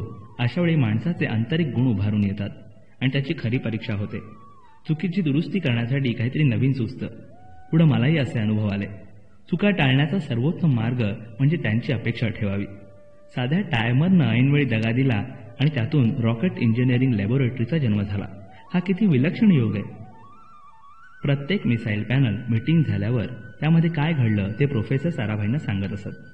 30 डिसेंबर 1971च्या मीटिंगनंतर मी दिल्लीहून त्रिवेंद्रमला परतत होतो. प्रोफेसर साराभाई SLVच्या डिझाईन परीक्षण करण्यासाठी थुंबाला आले होते. विमानतळाच्या स्वागत कक्षातून मी पॅनल मीटिंगमधल्या महत्त्वाच्या बाबींवर त्यांच्याशी फोनवर बोललो. त्यांनी मला त्रिवेंद्रमच्या विमानतळावर भेटण्यासाठी थांबायला सांगितलं. त्याच दिवशी रात्री ते त्रिवेंद्रमहून मुंबईला परतणार होते. त्यांच्या भेटीबद्दल विचार करत काय बोलायचं याची जुळणी मनात चालू असताना मी त्रिवेंद्रमला विमानातून उतरू लागलो.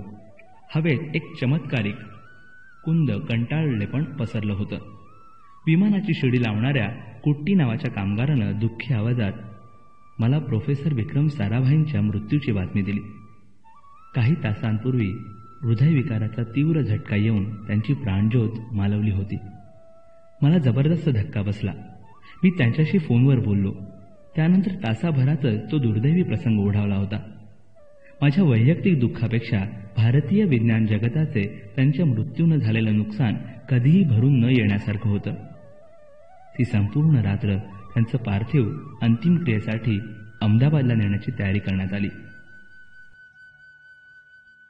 1966 ते 1971 या 5 वर्षांच्या कालावधीत जवळजवळ 22 अभियंते आणि संशोधक प्रोफेसर साराभाईंच्या निकट राहून काम करत होते.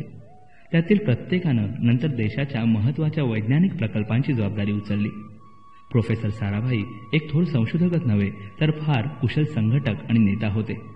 त्यांच्या हाताखालच्या लोकांना सांभाळून घ्यायचे, रुजू व्यक्तिमत्व प्रसंगी व्यक्त व्हायचं. असा एक प्रसंग माझ्या आठवणीत कोरलाय. दर 2 महिन्यांनी SLV 3च्या प्रगतीचा कार्याचा ते आढावा घेत. जून 70 मध्ये 4ही टप्प्यांचे त्यांच्यासमोर माहितीसह प्रात्यक्षिक व्हायचं होतं. पहिली 3ही प्रात्यक्षिकं व्यवस्थित पार पाडण्यात काही अडचण आली नाही. मी 4थ्या महत्त्वाच्या टप्प्याचा प्रमुख होतो. शेवटी माझ्या 5 सहकाऱ्यांची ओळख करून देत त्यांनी मला काय आणि कशी मदत केली ते सांगून त्यांनी केलेलं काम मी त्यांना सादर करायला सांगितलं. प्रत्येकानं आपापला भाग चोखपणे अधिकारवाणीने सादर केला. मग चर्चेच्या वेळी मी त्यांना देखील भाग घ्यायला लावला.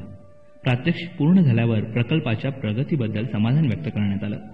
प्रोफेसर साराभाईंबरोबर काम करणारा एक वरिष्ठ संशोधक एकाएकी उठून उभा राहिला आणि मला उद्देशून म्हणाला, तुमच्या प्रकल्पाचं सादरीकरण उत्तम झालं. तुमच्या प्रत्येक सहकार्यानं आपापली जबाबदारी व्यवस्थित निभावली आहे. मग तुम्ही या प्रकल्पात काय केलंय? प्रोफेसर साराभाईंचा चेहरा क्षणभर अडचणीत आल्यासारखा वाटला. चटकन त्यांच्याकडे वळून ते म्हणाले, इतक्या मोठ्या गुंतागुंतीच्या प्रकल्पाच्या प्रमुखाचं प्रशासन म्हणजे काय याची कल्पना तुम्हाला असायला हवी. आताच आपण एक उत्तम उदाहरण पाहिलं. टीम वर्कनं काम किती उत्तम प्रकारे करता येतं हे यांनी दाखवून दिलंय. माझ्या दृष्टीनं गटप्रमुखानं माणसांना एकत्रित घडवणं, त्यांच्या सुसंवाद राखून काम करायला लावणं अधिक महत्वाचं आहे आणि कलामनी तेच करून दाखवलंय. माझ्या नजरेसमोर प्रोफेसर साराभाई हे भारतीय विज्ञान क्षेत्रातील महात्मा गांधी आहेत. अनुयायांमध्ये नेतृत्व गुण उत्पन्न करणारे, त्यांना कल्पनेसाठी कामासाठी प्रोत्साहित करणारे असं त्यांचं विरळं व्यक्तिमत्व होतं. त्यांच्यानंतर काही काळ प्रोफेसर MGK मेनन यांनी इस्रोचा अतिरिक्त भार सांभाळला. मग प्रोफेसर सतीश धवन यांनी इस्रोचे प्रमुख म्हणून सूत्र हाती घेतली.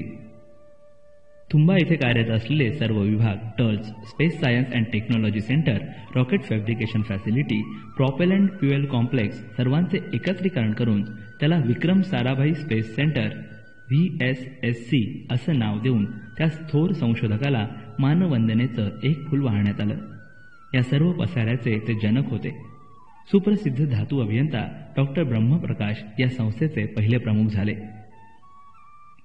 आमची राटो सिस्टीम 8 ऑक्टोबर 1972ला उत्तर प्रदेशातील बरेली येथील हवाई दलाच्या केंद्रावर प्रत्यक्षात वापरली गेली. सुखई 16 हे जेट विमान 2 किलोमीटर धावून उडण्याऐवजी 66 राटोमीटर वापरून 1200 मीटरवर यशस्वी उड्डाण करू शकलं. एअर मार्शल शिवदेव सिंग आणि त्याचे विज्ञान सल्लागार श्री BD नाग चौधरी त्यावेळी हजर होते. 4 कोटी रुपयांचं परीक्षा चलन वाचवल्याबद्दल त्यांनी आमचं अभिनंदन केलं. प्रोफेसर साराभाईंमध्ये उद्योजकतेचा, देशप्रेमाचा आणि संशोधन वृत्तीचा जो दुर्मिळ मिलाप झालाय त्याला अशी मधुर फळं आली. अवकाश संशोधनाचा पाया घालतानाच प्रोफेसर साराभाईंनी अनेक पूरक उद्योगधंद्यांनाही सुरुवात केली होती. उद्योगांचा पाया नसेल तर वैज्ञानिक संशोधनाचा डोलारा सशक्त सक्षम बनू शकत नाही. Sarabhai chemicals, Sarabhai glass, Sarabhai Geigy limited, Sarabhai मर्क लिमिटेड, साराभाई इंजिनिअरिंग ग्रुप ही त्याची काही उदाहरणं होत. त्यांच्या स्वस्तिक ऑइल मिल्स या उद्योगानं तेल क्षेत्रात अनेक प्रकल्पाच्या तेलबियांपासून उत्पादन करायचे मूलभूत काम केलं. त्यापासून साबण, सौंदर्य प्रसाधनं यासारखे उद्योग पुढे फोफावले. त्यांच्या स्टँडर्ड फार्मास्युटिकल्स या उद्योगानं पेनिसिलिनचं उत्पादन सुरू केलं आणि करोडो रुपयांचं बहुमूल्य परकीय चलन वाचवलं. त्याचप्रमाणे राटोच्या उत्पादनाने उद्योग क्षेत्रात एक नवी दिशा खुली झाली. सैन्य दलासाठी लागणारं सर्व साहित्य देशांतर्गत बनवलं गेलं आणि करोडो रुपयांचे परकीय चलन वाचलं. आमच्या संपूर्ण प्रकल्पाला 25 लाखांपेक्षा अधिक खर्च आला नव्हता. 17,000 रुपयांमध्ये आम्ही एक राटो सिस्टीम बनवू शकलो होतो, ज्याची किंमत आंतरराष्ट्रीय बाजारात 33,000 रुपये होती. विक्रम साराभाई स्पेस सेंटरमध्ये SLV वरच्या कामानं आता वेग घेतला होता. वेगवेगळ्या ठिकाणी वेगवेगळे भाग बनवले जात होते. माणसे नेमून त्यांना प्रशिक्षित केले जात होतं. वेळेचं, घटनाचं नियोजन केलं जात होतं. पण इतक्या मोठ्या प्रकल्पामध्ये सुसूत्रता आणण्यासाठी एका सर्वंकष प्रशासनाची गरज होती. प्रोफेसर धवन आणि डॉक्टर ब्रह्मप्रकाश यांनी संयुक्तपणे माझी या कामासाठी निवड केली. सर्वप्रथम मला दिलेल्या वेळेमध्ये घटक प्रकल्पांचे नियोजन करणं भाग होतं. सभोवती डॉक्टर गोवारीकर, मुथुनायगम, कुरूप यासारखे अनुभवी वैज्ञानिक होते. ईश्वरदास, आरव मुदन यांच्यासारखे कुशल प्रशासक होते. मग माझी निवड कोणत्या निकषावर झाली? न राहून एकदा मी डॉक्टर ब्रह्मप्रकाश यांच्याकडे या संदर्भात उच्चार केला. त्यांनी म्हटलं, दुसऱ्याच्या बलस्थानाचा तुम्ही विचार करू नका. तुलना तर नकोच नको. त्यांच्याकडून उत्तम काम करून घेण्यासाठी लक्ष केंद्रित करा. कदाचित माझं संघटन कौशल्य त्यांना महत्त्वाचं वाटलं असेल. पुढे ते म्हणाले, प्रत्येक केंद्रात काय चाललंय त्यामध्ये जास्त लक्ष घालू नका. तर एकत्रीकरण, सूत्रबद्धता हा प्रमुख मुद्दा डोळ्यासमोर असू द्या. प्रत्येक जण आपापलं काम समर्थपणे, स्वतंत्रपणे करतील. SLVच्या कार्याला खूप जणांचा हातभार लागणार आहे. तेव्हा तुम्हाला अतिशय संयमानं, सहनशीलतेनं या सर्व लोकांना सांभाळून प्रकल्प पुढे न्यायचा आहे, वेळेत पुरा करायचा आहे. मला माझे वडील कुराणातले दाखले देत त्याची आठवण झाली. कोण बरोबर, कोण चूक, कोण उजवा, कोण डावा हे काही स्वयंभूपणे ठरत नाही, तर एकमेकांच्या तुलनेनं त्याची परीक्षा होते. प्रतवारी ठरते तेव्हा माणसानं संयम बाळगावा. अशा प्रकारच्या सुसूत्रीकरणाच्या कामात येणाऱ्या अडथळ्यांची मला कल्पना होती. टीमसहित काम करणारे नेते दोन प्रकारच्या मनोवृत्ती दर्शवतात. एकासाठी काम हीच प्रमुख प्रेरणा असते, तर दुसऱ्यासाठी काम करणारे अधिक महत्त्वाचे असतात. काही जण या दोघांमधील प्रवृत्ती दर्शवतात, तर काही दोन्ही घटकांच्या पलीकडे असतात. मला काम आणि काम करणारे या दोन्ही बाजूंना न झुकता सुवर्णमध्य गाठायचा होता. दोघांनाही एकत्र घेऊन पुढे जायचं होतं. सर्व विभाग प्रमुखांसाठी मी एक चित्रमय आदर्श स्वतः समोर ठेवला होता. प्रत्येक प्रमुख हा काम करता करता दुसऱ्याला सहाय्यभूत होईल, आपल्या अनुभवानं दुसऱ्याला श्रीमंत करेल, समस्यांची चर्चा करून त्यावर उत्तरं शोधली जातील आणि एकत्रित काम करण्यातील आनंद सर्वांच्याच वाट्याला येईल. SLV प्रकल्पाची प्राथमिक उद्दिष्ट आरेखन, विकास आणि प्रत्यक्ष कार्य अशा नेहमीच्या प्रक्षेपक वाहनाची असतात तशी होती. त्याचा प्रत्यक्ष उपयोग करून 40 किलो वजनाचा उपग्रह पृथ्वीपासून 400 किलोमीटर अंतरावर आम्ही फिरता ठेवू शकलो. सर्वप्रथम पायाभूत उद्दिष्ट निश्चित केली. प्रथम एक रॉकेट मोटार बनवायची होती. त्याच्या साहाय्यानं 4ही टप्पे उचलले जाणार होते. अतिशय शक्तिशाली अशी झटक्याने पुढे नेणारी इंधन यंत्रणा म्हणजे प्रॉपेलंट विकसित करायचं होतं. 8.6 टन वजन सहज उचलून ठराविक वेगानं ठराविक उंची गाठायची होती. अगदी थोड्या काळात प्रचंड ऊर्जा देणारं प्रॉपेलंट त्यासाठी वापरावं लागणार होतं. त्यानंतर अतिशय वेगाने जाणाऱ्या या यानाचे नियंत्रण करण्यासाठी त्या क्षमतेची वेगवेगळी उपकरणं निर्माण करावी लागणार होती. पहिल्या 3 टप्प्यांसाठी कमी उंचीवरचे नियंत्रण, वेगात जाणाऱ्या वस्तूवर प्रतिक्रिया होऊन तिच्या अनेक भागांवर परिणाम होतात त्यांचे नियंत्रण, अवकाशात उपग्रह सोडतेवेळी स्वतःभोवती भ्रमण करत पुढे जावे लागते त्या 4थ्या टप्प्यावरचा विशेष क्रियांचे नियंत्रण, असे अनेक बारकावे फक्त नियंत्रण यामध्ये होतं. श्रीहरिकोटा येथील अवकाश तळावर प्रत्यक्ष अवतरणाला अनुषंगिक अशी यंत्रणा विकसित करून चाचण्या घेणं हे एक मोठं आव्हान होतं. एखादी छोटीशी चूक अतिशय महागात पडणारी होती. अशा प्रकल्पाच्या प्रथेप्रमाणे प्रथम नियोजित वेळ नक्की करण्यात आली. 64 महिन्यात मार्च 1973 पर्यंत सर्व कामं प्रत्येक स्तरावर इतकीही चूक राहू न देता पार पाडायची होती. सर्वप्रथम सर्वसमावेशक अशा वेळापत्रकाची योजना आखली. प्रशासन अन काम याचा एक प्रकल्प अहवाल बनवला. त्यामध्ये कोणतीही उद्दिष्ट ठरवण्यात गाठण्यात येणार आहेत, वेळापत्रकाप्रमाणे कामाचे भाग पाडले जाऊन ते कसे कसे पायरीनं करत उद्दिष्ट पूर्ण करायची आहेत याचं तपशीलवार विवेचन होतं. आर्थिक बाबही लक्षात घेतली होती. एकंदर खर्च कुठल्या टप्प्यापर्यंत किती आणि कसा खर्चला जाणार आहे याच्या सविस्तर नोंदी होत्या. प्रत्येक विषयातला एक तज्ज्ञ बोलावून सल्लागार समिती स्थापन केली. सर्वश्री DM Rane, Muthu नायगम, TM Pralhad, AR आचार्य, SC गुप्ता, CL अंबाराव ही त्यातली काही नावं. या सर्वांनी रॉकेट मोटर्स, सामग्री, बांधणी, नियंत्रण, मार्गदर्शन, इलेक्ट्रॉनिक्स, उड्डाण या सर्व क्षेत्रात मला सहाय्य करायचं आनंदानं कबूल केलं. डॉक्टर ब्रह्मप्रकाश यांनी स्वतः निवड करून मला आर्थिक अधिकारी बहाल केले.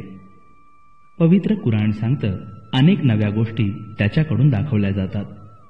तुमच्या आधी तिथं गेलेल्या माणसाच्या कृत्यातून तुम्हाला चांगल्या वाईटाच्या सूचना मिळत राहतात. या सर्व बुद्धिमान कर्तृत्ववान लोकांशी मी ज्ञानाची देवघेव करू शकलो. अल्लानं माझ्यासाठी नेमलेलं काम माझ्या हातून पूर्ण व्हावं म्हणून त्यानंच निर्मिलेली ही माणसं माझ्या भोवती आली. तो सर्व घडवून आणतो, त्याला सर्व समजतं. आम्ही 3 गट बनवले. एक प्रकल्पाचे प्रशासन सांभाळणार होता, एक एकत्रीकरण आणि चाचण्या घेणार होता आणि एक दुय्यम उपकरणं विकास करत बनवणार होता. पहिला गट योजना, आर्थिक बाबी, दुय्यम उपकरणांचे आरेखन, कच्चा माल, तो पक्क्यात बदलण्यासाठी लागणारी यंत्र पुरवणं, उत्पादनाची पातळी उच्च राखणं वगैरे अनेक गोष्टी सांभाळणार होता. दुसऱ्या गटाला SLV 3च्या उड्डाणासाठी लागणाऱ्या सामग्रीची यादीसह तजवीज करणं, प्रत्यक्ष उड्डाणतळाची तयारी करणं, सर्व मेकॅनिकल आणि हवाई शास्त्रातील एकत्रीकरणाच्या समस्या हाताळणं अशी कामं सोपवली होती. तिसऱ्या गटाला स्क्रूपासून VSSCच्या कोणत्याही विभागात कुणाकडून किती वेळात छोटे पार्ट बनवून घ्यायचे आणि ते वापरून सर्व सबसिस्टीम म्हणजेच उपयंत्रणा बनवायच्या. कोणतंही काम कुणाकडे सोपवायचं, प्रत्येक माणसाच्या अंगभूत कौशल्याचा व्यवस्थित कमाल वापर करून घ्यायचा यावर लक्ष केंद्रित करायचं होतं. या सर्व कामांसाठी मी 275 अभियंते आणि संशोधकांची मागणी केली, पण फक्त 50 मिळवू शकलो. या सर्वांनी जर आपल्या कुवतीच्या कमाल मर्यादेपर्यंत श्रम केले नसते तर सगळा प्रकल्प बासनात पडून राहिला असता. त्यातले काही तरुण अभियंते नंतर फार मोठ्या ताकदीची माणसं बनली. MS.R. देव, जी माधवन नायर, S. श्रीनिवासन, US. सिंग, सुंदरराजन, अब्दुल मजीद, वेदप्रकाश संदलास, नबुंद्री, शशिकुमार, शिवधनु पिल्ले असे अनेक अभियंत्यांनी स्वतंत्रपणे उत्कृष्ट काम केलं, पण एक टीम म्हणूनही फार चांगलं काम केलं. एकमेकांच्या कामाचं ते कौतुक करत, समस्यांबद्दल चर्चा करत, यशाचा आनंद एकत्रितपणे घेत. त्यामुळे सर्वांचेच मनोधैर्य वाढतं राहिलं. कधी अपेक्षित परिणाम मिळाले नाही तरी कोणी नाउमेद झालं नाही. एकमेकांच्या तरुण सहवासात उत्तेजन मिळत राहिल्यानं नैराश्य झटकन दूर होई आणि पुन्हा नव्या उत्साहानं कामाला जुंपून घेणं शक्य होई. त्यातील प्रत्येक जण आपल्या स्वतःच्या क्षेत्रात बुद्धिमान, विशेषज्ञ म्हणून ख्यात होता.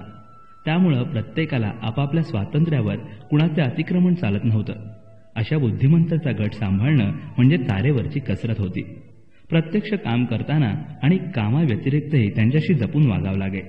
त्यांच्या कार्याचा पाठपुरावा करत राहावा लागे, पण ढवळाढवळ करून चालत नसे. कामाव्यतिरिक्त त्यांच्यावर विश्वास टाकून पुढच्या कामासाठी त्यांना प्रवृत्त करावं लागे. प्रकल्प प्रमुखाने फार लक्ष घातलं तर तो ढवळाढवळ करतो, कामाची फार चिंता करतो असं समजलं जाईल.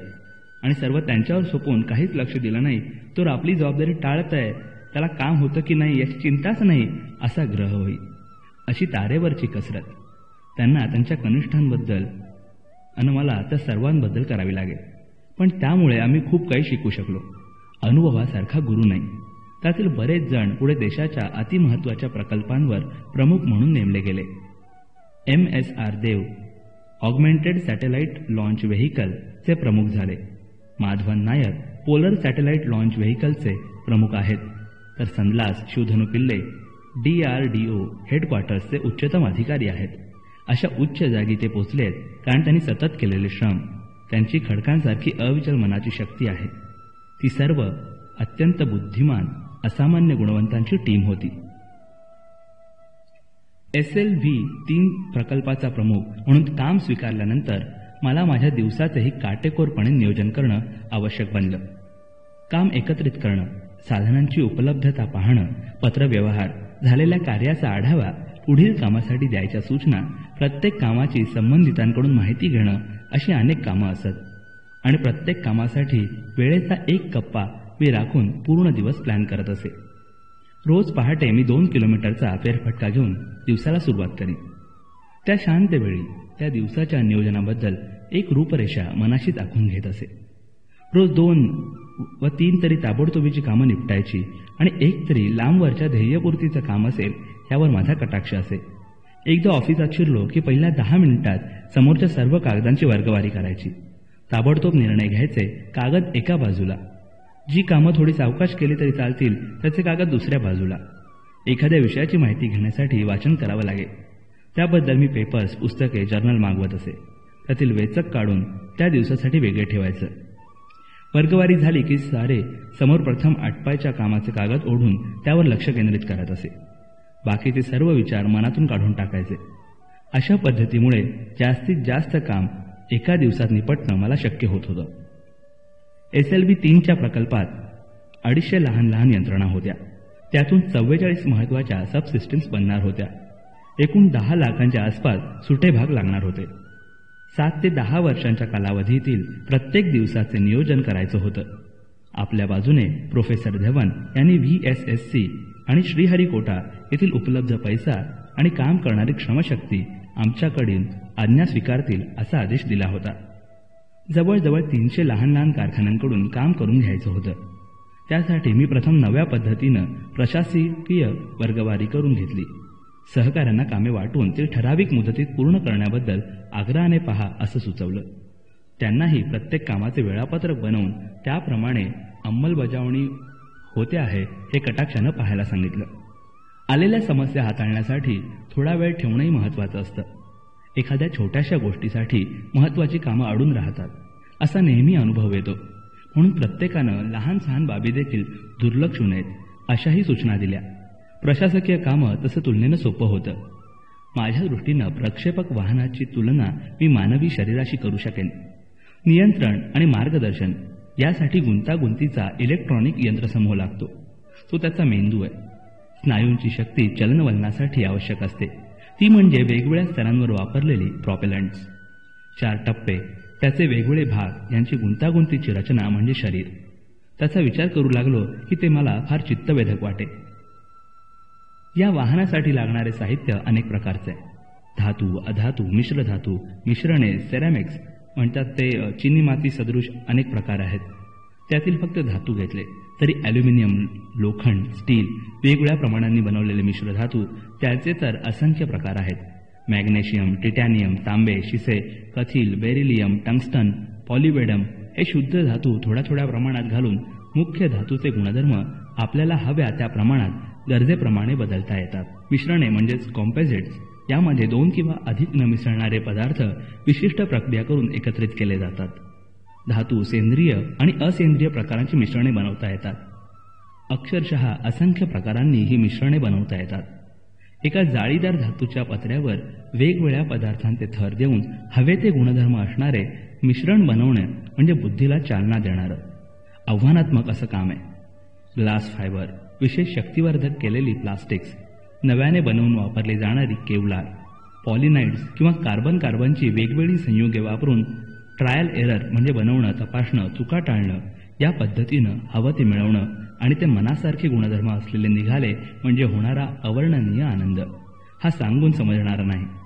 सिरॅमिक्स या प्रकारात क्ले म्हणजे चिनी माती या नावाने सर्वसामान्यांना ठाऊक असणारा पदार्थ वेगवेगळ्या मिश्रणासह भट्टीत भाजला जातो. प्रथम आम्ही सिरॅमिक्स वापरून पाहिली, पण उच्च तापमान, दाब वगैरे सहन करायच्या बाबतीत त्यांच्या तांत्रिक मर्यादा लवकरच लक्षात आल्या. मग सेरॅमिक्स वापरून मिश्रण बनवायचं प्रयत्न नाकारावे लागले. अभियांत्रिकीच्या सर्व शाखांपैकी अवकाशशास्त्रात मेकॅनिकल या शाखेचा जास्तीत जास्त उपयोग केला जातो. वेगवेगळी साधनं, सामग्री वापरून अवकाशयानाचे हार्डवेअर भाग बनवणं हे या शास्त्रांतर्गत होतं. गुंतागुंतीचे प्रॉपेलंट मशीन असो किंवा साधा आवळायचा पट्टा असो, तज्ज्ञ मेकॅनिकल अभियंत्याची आणि त्याला लागणाऱ्या विविध यंत्रांची सर्वाधिक गरज असते. आम्ही तर वेगवेगळे प्रयोग करून पाहत होतो. त्यामध्ये वेगळ्या प्रकारांचे गुणधर्म असलेले पोलादाचे भाग जोडण्याचे नवे तंत्रज्ञानही वापरून पाहिलं. अपेक्षेप्रमाणे परिणामही मिळवले. लहान सहान भाग बनवायची आणि ते एकमेकांशी जोडण्याची तंत्र वेगळी असत. त्यामध्ये अचूकता असणं महत्त्वाचं असतं. काही महत्त्वाची उपकरणं, एक 254 लिटर क्षमता असलेला उभ्या बनावटीचा मिसळण करणारा मिक्सर होता. 4थ्या टप्प्यासाठी लागणारे छिद्र पाडणारं यंत्र होतं. काही सबसिस्टीम्स इतक्या गुंतागुंतीच्या होत्या, इतक्या मोठ्या होत्या की आम्हाला वेगवेगळ्या कारखान्यांना आरेखन देऊन त्यांच्याकडून बनवून तपासून मगच वापराव्या लागल्या. पुढे अशा अनेक आरेखनांचा सरकारी शास्त्रीय संशोधन संस्थांना फार उपयोग झाला. एकदा मेकॅनिकल विभागात सांगाड्यांच्या रूपामध्ये यानाला आकार आला. विशिष्ट पत्रे बसवून बाह्यरूप आलं की हार्डवेअर तयार झालं. मग इलेक्ट्रिकल भागाला सुरुवात होते. वेगवेगळे भाग हलण्यासाठी वीज प्रवाहाची सर्किट्स वापरून फक्त बटणं दाबून ती कार्यान्वित करण्यात येतात. वाहनाची सर्व यंत्रणा एका अर्थानं विजेवरच चालते. गुंतागुंत असलेले अनेक यंत्रसमूह तोल, वेग आदींचे नियंत्रण करतात. ती सुद्धा विजेवरच चालतात. या सर्वांची एकत्रित अभ्यास शाखा अवकाशशास्त्रात एव्हिओनिक्स या नावानं ओळखली जाते. या शाखेचा विकास आणि त्यामध्ये नवे तंत्र वापरण्यास विक्रम साराभाई सायन्स सेंटरमध्ये आधीच सुरुवात झाली होती. डिजिटल इलेक्ट्रॉनिक्स, सूक्ष्मलहरी रडार आणि तत्सम यंत्र यासाठी वापरली जातात. SLV प्रत्यक्ष उड्डाण करत असताना त्याचे आरोग्य अधिक महत्त्वाचं असतं, कारण तिथे परिस्थिती पाहून निर्णय घेऊन अंमल करणारी मानवी मेंदू हजर नसतो, तर पृथ्वीवरून त्याचं नियंत्रण करावं लागतं. अवकाशात प्रवास चालू असताना यानाचा वेग, प्रवेग, हवेचा दाब, भ्रमणासाठी दिलेला जोर, प्रचंड वेगामुळे होणारी कंपनं वगैरे फिजिकल पॅरामीटर्स छोटी छोटी उपकरणं वापरून मोजली जातात. मग एक ट्रान्सड्यूसर नावाची यंत्रणा त्या सर्वांचं रूपांतर विजेच्या प्रवाहात करते. ज्याप्रमाणे टेलिफोनच्या तळाच्या भागात आवाजाचे रूपांतर विजेच्या कमी अधिक प्रवाहात केले जातं, तशा समकक्ष पद्धतीनं हे करता येतं. मग टेलिमेट्री वापरून हे विजेचे प्रवाह रेडिओ लहरींच्या साह्यानं अवकाशात सोडले जातात. पृथ्वीवरील नियंत्रण कक्षात रडारचा विशिष्ट आकाराचा बशीसारखा अँटेना हे सिग्नल्स रेडिओ लहरींसह ग्रहण करतो. ते अलग केले जातात. विजेच्या स्वरूपातील सिग्नल्स पुन्हा फिजिकल पॅरामीटर्समध्ये बदलले जातात. त्यांचे मोजमाप केलं जातं. टेलिफोनच्या वरच्या रिसिव्हरमध्ये वीज प्रवाहाचे रूपांतर पुन्हा आवाजात केले जातं. तशा समकक्ष पद्धतीनं हेही केलं जातं. त्यामध्ये काही बदल करायचा असेल तर म्हणजे वेग वाढवणं, कमी करणं, दिशा बदलणं, तर तेही उलट प्रवास करून अशाच पद्धतीनं केलं जातं. ट्रान्सड्युसर हे किती महत्त्वाचं उपकरण आहे हे वरील विवेचनामुळे लक्षात येईल. ते सुद्धा इथंच VSSC मध्ये विकसित करण्यात आलं. हा सर्व इतक्या वेगवेगळ्या स्तरांवरचा वीज संदेशांचा प्रवास केलेल्या डिझाईनप्रमाणे झाला तर सर्व सुरळीत होतं. मग चिंतेचं कारण उरत नाही. पण कुठंतरी चूक झाली तर मात्र वाहन अवकाशातच मोडून नाहीसं करावं लागतं. काहीतरी विपरीत होऊ नये म्हणून अशी काळजी घ्यावी लागते. त्यासाठी एक विशिष्ट टेलिकमांड सिस्टीम वापरून आज्ञावली दिली जाते. विशिष्ट यंत्रणा वापरून ती सिस्टीम्स पृथ्वीवरून कार्यान्वित करता येते. SLV प्रकल्पात यातील अनेक यंत्रणा देशांतर्गत माल आणि बुद्धिमत्ता वापरून बनवण्यात आल्या. विशेषतः एकामागे एक घटना वेळेवर हुकूम करणारा सिक्वेन्सर हा एक महत्त्वाचा भाग आहे.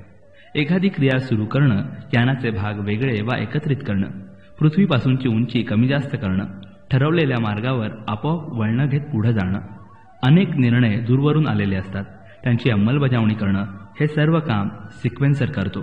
तो सुद्धा माझ्याच अभियंत्याने स्वतः त्याचे भाग बनवून वा खाजगी कारखान्यांकडून डिझाईन देऊन बनवून घेऊन एकत्र करून बनवण्यात यश मिळवलं. यान आकाशात नेण्यासाठी ऊर्जेची गरज भासते. ती विशिष्ट प्रकारचे इंधन जाळून मिळवावी लागते. प्रथम उंची गाठण्यासाठी, मग पुढे ढकलून भ्रमणासाठी सतत ऊर्जा पुरवावी लागते. त्यासाठी वेगवेगळ्या रासायनिक पदार्थांचे मिश्रण करून इंधनं बनवली जातात. जमिनीवर वापरल्या जाणाऱ्या पेट्रोल, डिझेल, कोळसा यासारख्या पदार्थांपेक्षा ही इंधनं वेगळी असतात. घनरूप वा द्रवरूप असे त्यांचं स्वरूप असू शकतं. आम्ही घनरूप प्रॉपेलंट्स म्हणजे इंधनं मिश्रण वापरायचं ठरवलं. त्यामध्ये प्राणवायू पुरवणारा ऑक्सिडायझर, प्रत्यक्ष ज्वलन होणारे इंधन आणि त्यामध्ये गरजेनुसार मिसळण्यासाठी वापरलेली ॲडिटिव्ह अशी 3 भागांनी घनरूप प्रॉपेलंट सारखी बनते.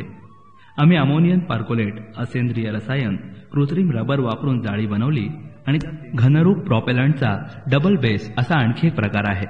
पण त्यावेळी उपलब्ध असलेल्या सामग्रीवर तो अत्याधुनिक इंधन प्रकार वापरणं आम्हाला शक्य झाला नाही. पण तो वापरून पाहायचं स्वप्न जरूर जोपासलं. सर्व स्वदेशात तयार होणारा माल वापरून स्वतः सर्व बनवायची कल्पना हळूहळू साकार झाली. अनेकदा उग्र समस्या उभ्या राहिल्या, पण आम्ही त्या निभावून नेल्या. आम्ही सर्व या बाबतीत अनुभवी नव्हतो, पण शिकण्याची, प्रयोग करून पाहण्याची जबरदस्त उर्मी होती. स्वतःच्या चुकांपासून, अपयशांपासून शिकणं माणसाला उत्तम प्रशिक्षण देऊ शकतं. चमच्याने ज्ञान भरवायच्या आजच्या युगात हे कदाचित न पटणार आहे, पण आमच्या प्रकल्पाप्रती असलेला समर्पित भाव सर्वात महत्त्वाचा ठरला. सतत अडचणींचा सामना करावा लागेल हे गृहीतच धरलं होतं. माझ्या सहकाऱ्यांनी कधीही त्यासाठी मला दोष दिला नाही आणि हारही पत्करली नाही. मी स्वतःला त्याबद्दल त्यांचा ऋणी मानतो. एका मध्यरात्री काम संपलं आणि मला तृप्तीचा क्षीण आला. कागदावर काही ओळी खरडल्या गेल्या. क्षणापाठी क्षण जोडत दीर्घ दिवसभर खरे शौर्यानं, प्रामाणिक प्रयत्नानं श्रम करतात ते हात सर्वांग सुंदर असतात. मागं वळून पाहताना असं वाटतं आमची मनं प्रशिक्षित नव्हती, म्हणूनच नव्या कल्पनांचा शोध घेतला गेला.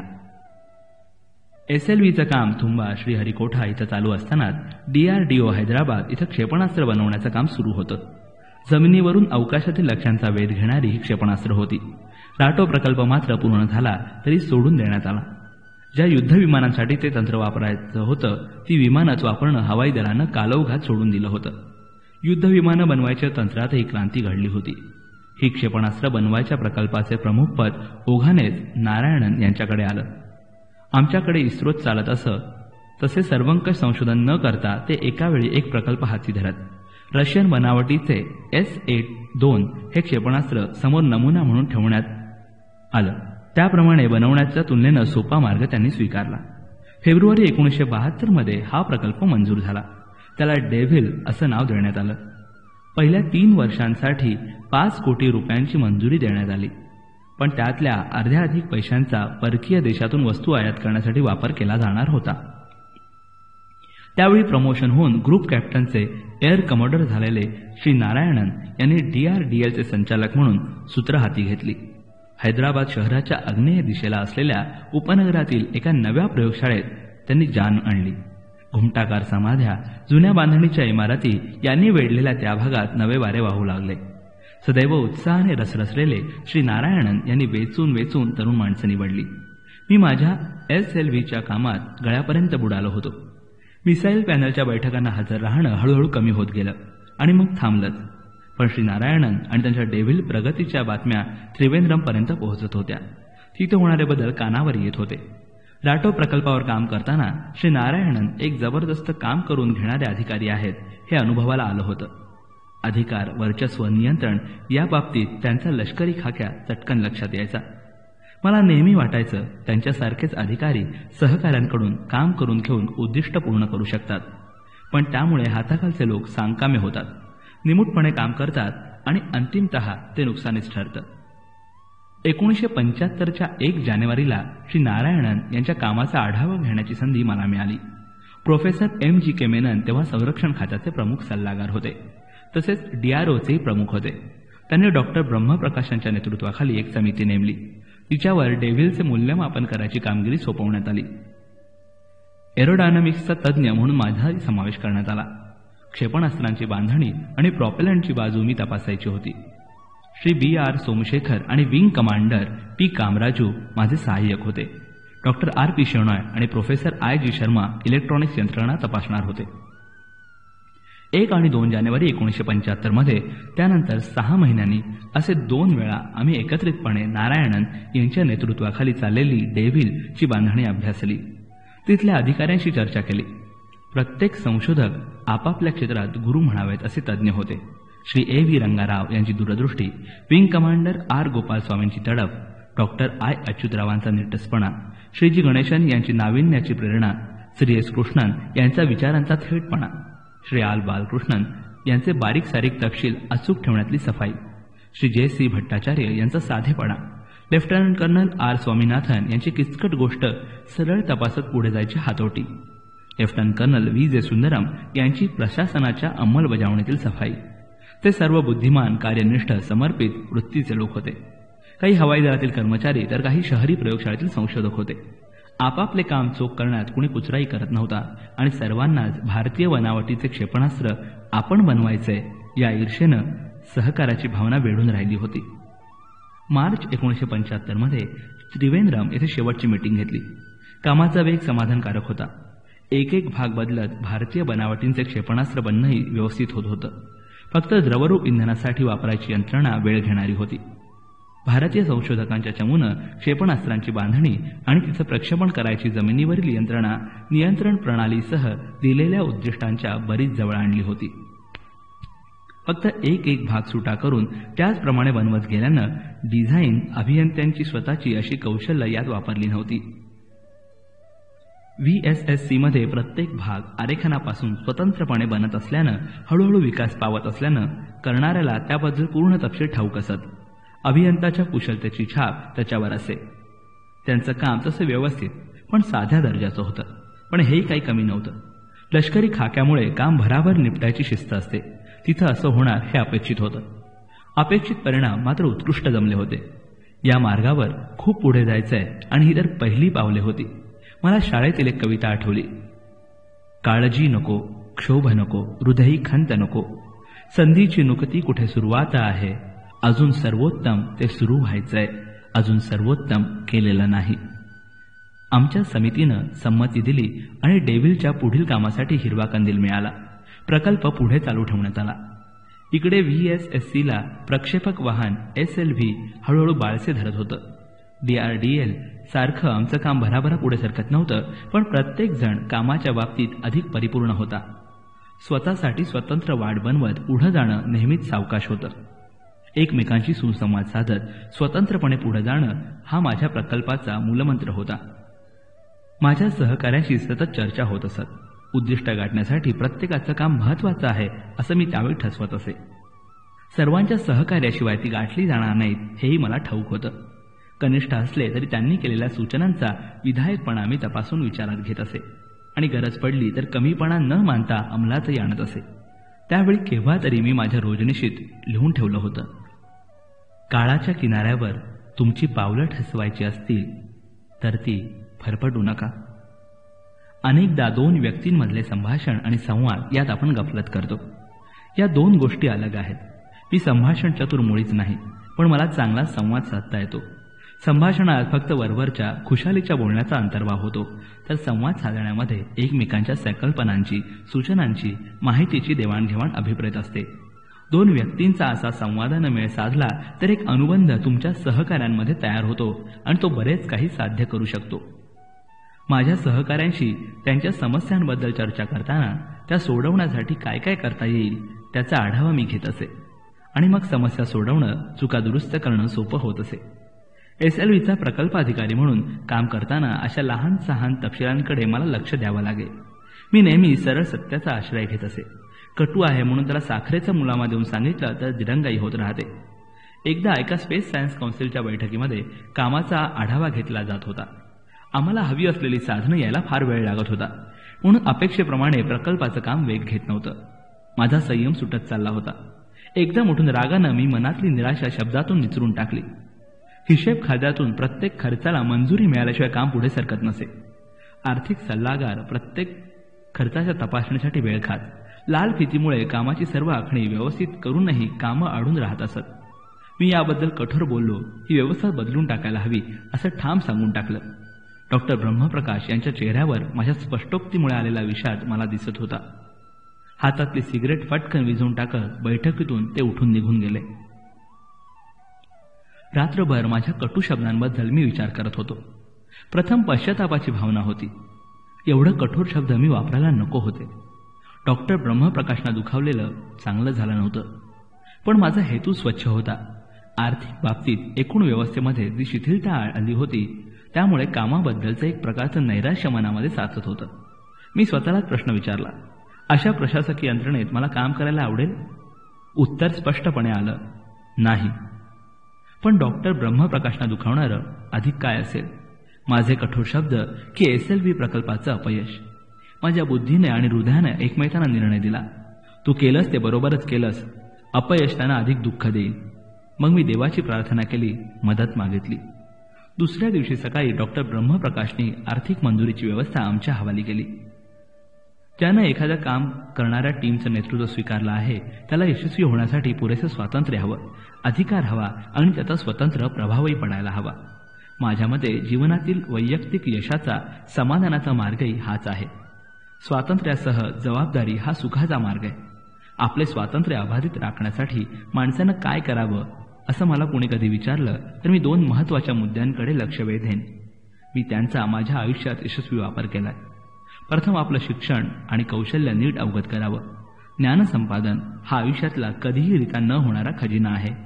आयुष्यात त्याच्यासारखं दुसरं साधन नाही. जितके तुम्ही ते अद्ययावत राखू शकाल तितकं तुम्ही मुक्त होत जाल. कधी कधी ते कालबाह्य होतं. हा अपवाद सोडला तर कुणीही ते तुमच्याकडून हिरावून घेऊ शकतं. एखाद्या टीमचे तुम्ही नेतृत्व करत असाल तर तुम्हाला आजूबाजूला घडणाऱ्या सर्व घटनांचं ज्ञान हवं, तेही वेळेवर हवं. ही प्रक्रिया एक सतत होत राहणारं शिक्षण असतं. पाश्चिमात्य देशात कॉलेजात जाऊन एखाद्या विषयाचं शिक्षण घेणं ही कुठल्याही वयापर्यंत चालू असतं. समर्थ नेतृत्वासाठी दिवसाचं सर्व काम संपल्यावर त्याचा विस्तृत आढावा घेऊन दुसऱ्या दिवसाची पूर्ण तयारी करून मग त्याला सामोरं जावं. दुसरी महत्त्वाची गोष्ट म्हणजे स्वतंत्र जबाबदारी घेण्याची आवड विकसित करावी. सतत कामात राहावं. जबाबदारी घ्यायचा प्रश्न आला तर पुढे सरावं. आपल्या अंतर्गत कौशल्याचा अशा वेळी कस लागतो आणि आपण अधिकाधिक स्वतंत्र होत जातो. ज्या गोष्टीवर तुमचा विश्वास आहे ती करण्यासाठी पाऊल सदैव पुढे पडावं. आपली नियती दुसऱ्या हाती सोपवण्याएवढं दुसरं दुर्दैव नाही. सुप्रसिद्ध इतिहासकार एडिथ हॅमिल्टन ग्रीसमधील ॲथेन्सचा पडाव झाला त्याबद्दल म्हणतात, ज्या स्वातंत्र्याची आस ॲथेन्सच्या जनतेनं बाळगली ते जबाबदारीपासून स्वातंत्र्य होतं. त्या वेळेपासूनच ॲथेन्स परतंत्र झाले आणि पुढे केव्हाच स्वतंत्र होऊ शकलं नाही. स्वातंत्र्य अबाधित राखण्यासाठी आपण खूप काही करू शकतो. ज्या शक्ती आपल्याला भिववू शकतात त्यांचा मुकाबला करू शकतो. जेवढी आपण आपली गुणवत्ता वाढवत नेतो तेवढं आपण स्वातंत्र्याच्या जवळ पोहोचतो आणि आपल्या हातून कधी न कल्पलेली ध्येयही साध्य होऊ शकतात. SLV प्रकल्पाला आता चांगलाच वेग आला होता. प्रोफेसर धवन यांनी प्रकल्पाच्या प्रगतीचा आढावा घेताना ज्या बैठका होतात त्यांना सर्व टीमला बोलवायचं धोरण ठेवलं होतं.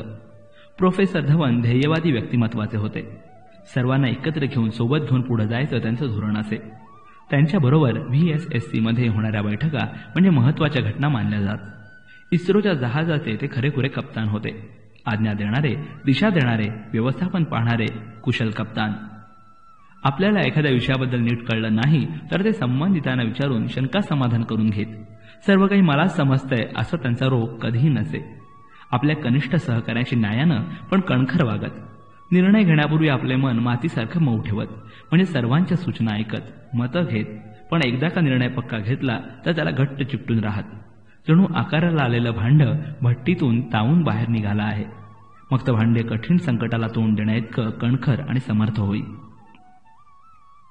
त्यांच्यासोबत बराच काळ काम करायचं सौभाग्य मला लाभलं. एखाद्या गोष्टीबद्दल ते सांगत असले तर ऐकणारा त्यांच्या बुद्धिमत्तेनं, विवेचन पद्धतीनं आणि विषयाच्या ज्ञानानं भारून जाई. त्यांच्या पदव्या म्हणजे वेगवेगळ्या शाखांचा दुर्मिळ संयोग होता. गणित आणि भौतिकीची BSc पदवी, इंग्रजी साहित्यातील MA, मेकॅनिकल अभियांत्रिकीमधील BE, एरोनॉटिकल अभियांत्रिकीमधील MS आणि एरोनॉटिक्स गणित या विषयातील कॅलिफोर्निया इन्स्टिट्यूट ऑफ टेक्नॉलॉजीची डॉक्टरेट त्यांनी मिळवली होती. त्यांच्याबरोबरचा बौद्धिक वादसंवाद म्हणजे बुद्धीची धार वाढवणारा व्यायाम होता. आम्हाला सर्वांना ऊर्जा पुरवणारा स्रोत होता. आशावाद आणि करुणा त्यांच्या वागणुकीचा सहजभाव होता. स्वतःच्या चुकांचे ते कठोरपणे मूल्यमापन करत, पण दुसऱ्याच्या चुकांच्या बाबतीत ते सहनशील असत. साकल्याने विचार करून चुकीची दुरुस्ती सुचवत, आपला निर्णय देत आणि बाकी सर्व विसरून दोषी लोकांना क्षमा करत. 1975 मध्ये इस्रो सरकारी संस्था बनली. इस्रो कौन्सिलची स्थापना झाली. त्यामध्ये वेगवेगळ्या केंद्रांचे प्रमुख आणि डिपार्टमेंट्स ऑफ स्पेस मधील उच्चाधिकारी यांचा समावेश केला गेला. त्यामुळे कार्यपद्धतीत सुटसुटीतपणा आला. DOS सरकारी खाती आणि प्रत्यक्ष काम करणारी केंद्र यामध्ये सहज संबंध प्रस्थापित झाले. सरकारी खात्यामध्ये इस्रोची केंद्र दुय्यम मानली जात, पण त्याबद्दल उघडपणे कधी बोललं जात नसे. ज्यांच्याकडे प्रशासकीय सत्ता आहे आणि जिथे प्रत्यक्ष काम केलं जातं अशा दोन वेगवेगळ्या कचेऱ्या असतात. त्यामध्ये सुसूत्रता, सुसंवाद कशा पद्धतीचा असायला हवा त्याचा आदर्श इस्रोनं घालून दिला. पुढे देशातील अनेक R&D म्हणजे संशोधन विकास संस्थांना इस्रोच्या अनुभवामुळे अशी सुसूत्रता राखणं सोपं गेलं. श्री TN शेषन त्यावेळी DOSचे सहकार्यवाह होते. या नव्या कौन्सिलमुळे माझा त्यांच्याशी संबंध आला. माझ्या प्रशासनातील उच्च अधिकाऱ्यांबद्दल खास मते होती आणि त्यांच्याशी व्यवहार करणं मला फारसं आवडत नसे. प्रथम मी श्री शेषन यांच्याशी काही अंतर ठेवूनच संबंध ठेवले, पण पुढे मात्र SLV 3च्या कार्यकारी सदस्यांच्या बैठकीत त्यांच्या कार्यपद्धतीचा परिचय झाला. अनुभव आला आणि माझं मत बदललं, अनुकूल झालं. कार्यक्रम अगदी बारकाईनं वाचून ते पूर्ण तयारीनिशी बैठकांना यायचे. आपल्या चिकित्सक कार्यकुशलतेनं अनेक संशोधकांमध्ये ते प्रशासकीय कार्याबद्दल कुतूहल उत्पन्न करीत. SLV प्रकल्पातील पहिली 3 वर्ष मला विज्ञानाच्या अनाकलनीय रहस्यांचं दर्शन घडलं. आम्ही मानव होतो, त्यामुळे अज्ञानी होतो आणि ते स्वाभाविक होतं आणि आहे. पण जसजसं विज्ञानाच्या ठाऊक नसलेल्या दालनात मी प्रवेश केला तसं स्वतःच्या अपुरेपणाची प्रकर्षानं जाणीव होत गेली. असीम अशा विज्ञान जगताची झलक विस्मित करून गेली. मला वाटायचं विज्ञान सर्व प्रश्नांची उत्तरं देऊ शकेल, सर्व निसर्ग गोपितं उघड करून दाखवेल. ज्या कुणाला विज्ञान समजलं त्याला सर्व काही समजलं. अज्ञान ही माझ्या वडिलांसारख्या, पक्षी लक्ष्मण शास्त्रींसारख्या न शिकलेल्या लोकांची मिरासदारी आहे. याबद्दल मी अर्थात कधी कुणाशी, सहकाऱ्यांशी, मित्रांशी चर्चा केली नव्हती. विज्ञानानं चिकित्सक वृत्तीनं काही मतप्रवाह बनवले आहेत. त्यांच्या सर्वश्रेष्ठतेला बाधा येईल असं मला वाटे. हळूहळू विज्ञान आणि तंत्रज्ञान यातील फरक माझ्या लक्षात येऊ लागला. संशोधन आणि त्याचा व्यवहारातला प्रत्यक्ष केलेला विकास यामध्ये खूप अज्ञात प्रदेश आहेत. चुका होणं हे विकासाच्या प्रत्येक टप्प्यावर स्वाभाविक आहे, पण प्रत्येक चूक ही विकासाची एक पायरी असते, ज्यामुळे आपण अधिक चांगल्याकडे, परिपूर्णतेकडे जाणाऱ्या दिशेनं पावलं टाकू शकतो. आपल्या निर्मात्यानं संशोधकांना पुढे नेण्यासाठी अभियंत्यांना निर्माण केलं असावं. संशोधकांनी एखादी संकल्पना परिपूर्ण बनवली की अभियंते त्यांना आणखी एक शक्यता दाखवतात. मी माझ्या सहकाऱ्यांना संशोधक होण्यापासून दूर राहा असं सांगत असे. संशोधनामुळे विज्ञान ही एक भारून टाकणारी उत्कट आवड बनते आणि त्या कधीही न संपणाऱ्या वाटेवर तुम्ही काहीतरी शोधत झपाटल्यासारखे पुढे जात राहता. पण आम्हाला वेळ, पैसा यांच्या मर्यादेत काहीतरी ठोस घडवायचं असेल तर आपल्या मर्यादा ओळखून पुढे जायला हवं. त्यामुळे जमिनीवरचे पाय ठाम ठेवून चला प्रकल्पाला पुढे न्यायचंय तर संशोधन बाजूला ठेवून तंत्रज्ञानाकडे वळा, असं मला माझ्या सहकाऱ्यांना सांगावं लागलं. उपलब्ध असलेले तंत्रज्ञान जास्त निर्दोषपणे वापरून मर्यादेपर्यंत प्रयोगशीलतेचा उपयोग केला तरच प्रकल्प पुढे जाऊ शकतो आणि यशस्वी होतो. SLV प्रकल्पाचं नियोजन असं केलं होतं की VSSC थुंबा आणि श्रीहरिकोटा इथलं प्रॉपेलंटच्या निर्मितीचं, रॉकेटची चाचणी घेण्याचं आणि कितीही मोठ्या आकाराच्या रॉकेटचं उड्डाण करण्याची कामं होऊ शकतील. प्रकल्पाचा विस्तार प्रचंड होता म्हणून वेळेच्या बंधनात आम्ही त्याचे 3 विभाग पाडले होते. 1975 पर्यंत अवकाशयानाच्या सर्व उपयंत्रणा निर्माण करणं, पृथ्वीपासून जवळ असणाऱ्या कक्षांमध्ये उड्डाण शक्य करणं, 1976 पर्यंत त्याची तयारी व्हावी आणि शेवटचं संपूर्ण उड्डाण 1978 मध्ये व्हावं. अशी वेळ ठरवल्यामुळे त्या मुदतीत पूर्ण व्हावं म्हणून कामाला वेग येतो. जसजशी वेळ जवळ येईल तसतसं वातावरणात एक प्रकारचा उत्साह संचारलेला जाणवत होता. मी जाईन तिथे माझ्या सहकाऱ्यांना मला काही ना काहीतरी महत्वाचं दाखवायचं असं. कितीतरी गोष्टी देशामध्ये स्वतंत्रपणे प्रथमच केल्या जात होत्या. आधीचा अनुभव उदाहरण नसल्यामुळे तळाच्या तंत्रज्ञानापासून सर्वांनाच एक प्रकारची चेतना मिळाली होती. प्रत्येकाच्या कृतिशीलतेतून काही ना काही नवं बाहेर येत होतं. ज्ञानाचा, कौशल्याचा सतत वापर करत राहिलं तर नवनव्या संकल्पना सुचत राहतात आणि नवनिर्माण होतं. जितके आपण आपल्या कुवतीचा वापर करत राहतो तेवढ्या त्याच्या कक्षा रुंदावत जातात.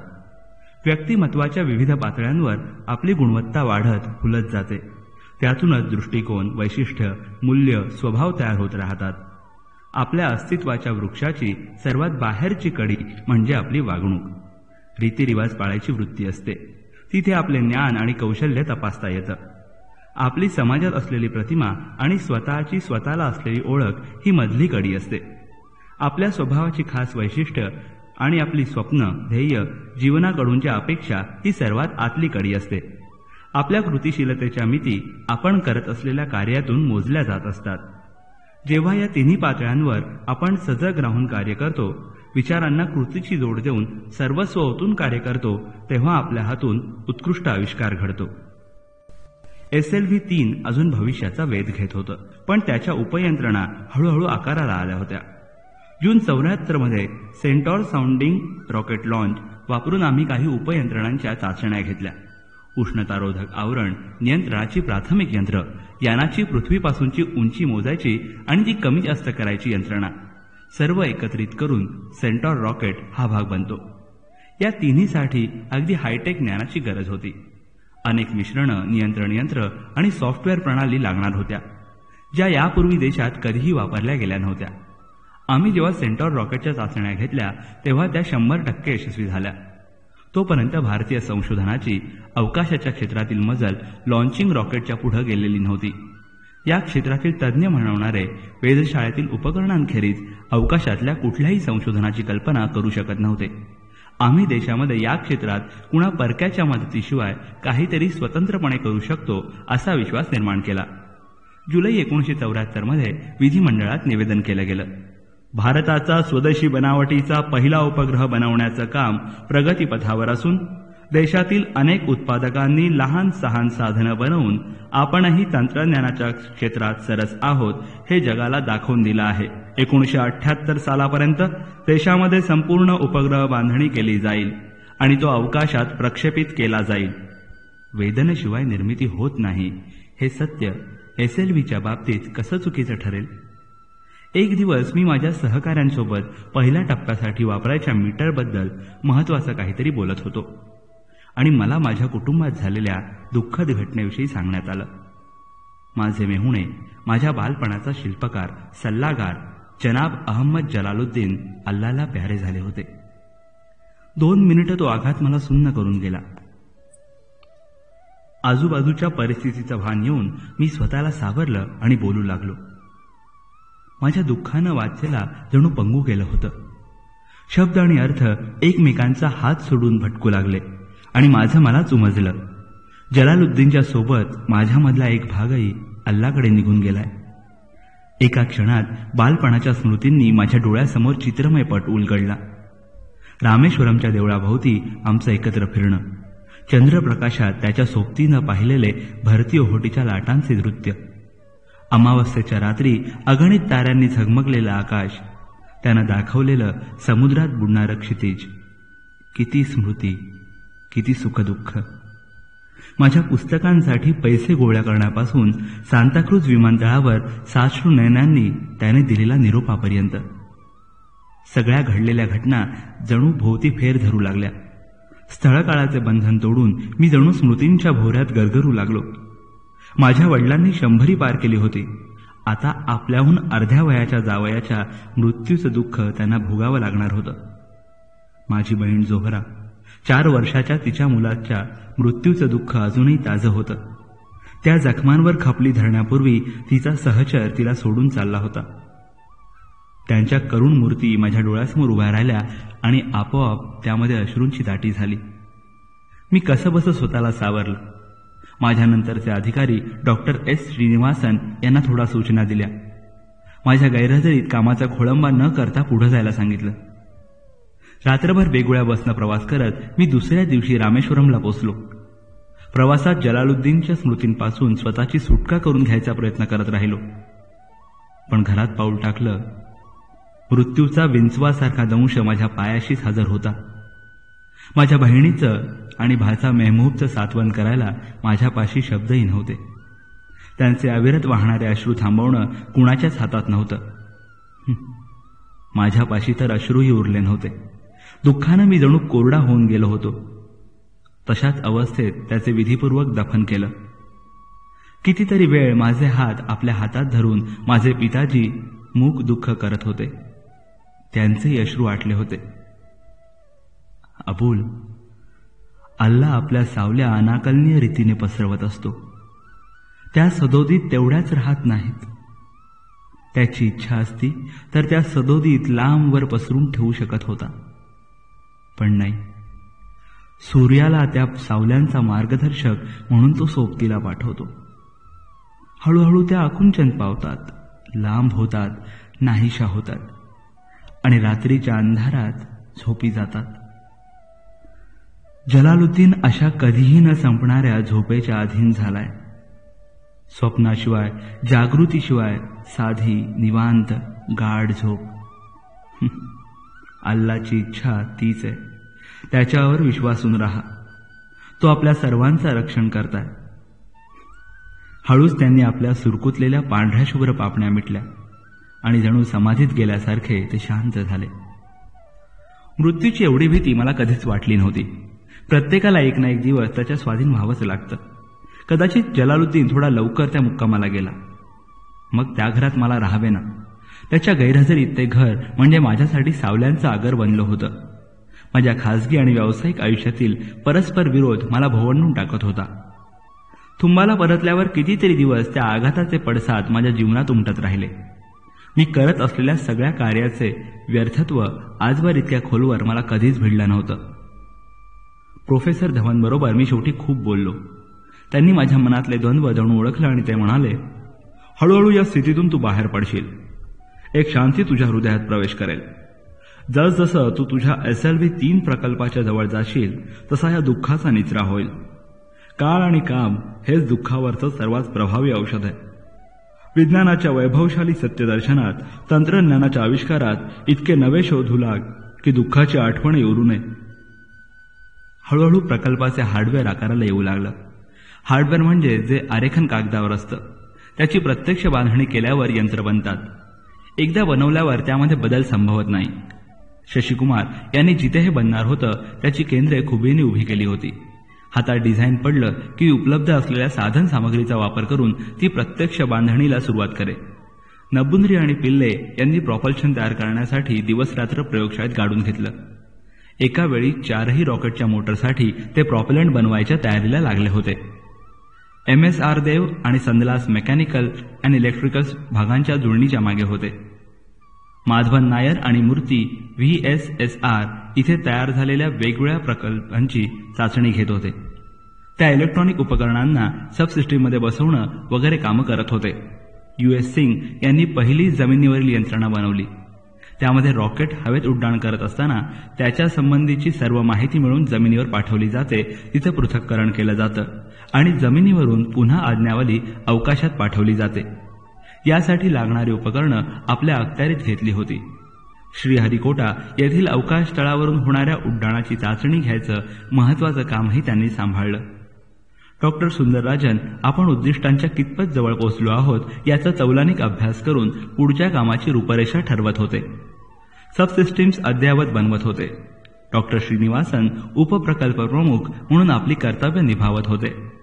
आपल्या नजरेतून ते सुटत असतं, काही कानाआड पडत असतं, तिकडे बारकाईने लक्ष ठेवून माझ्या कामात बहुमूल्य मदत करत होते. प्रकल्प प्रशासनाचा सर्वात मोठा अडथळा म्हणजे सर्व घटक प्रकल्पांमध्ये सुसूत्रता आणणं. विशेषतः प्रकल्पाचा आवाका फार मोठा असतो तेव्हा एखादी लहानशी सबसिस्टीम नीटपणे जुळत नसेल तर सर्व हार्डवेअर फुकट जाऊ शकतं.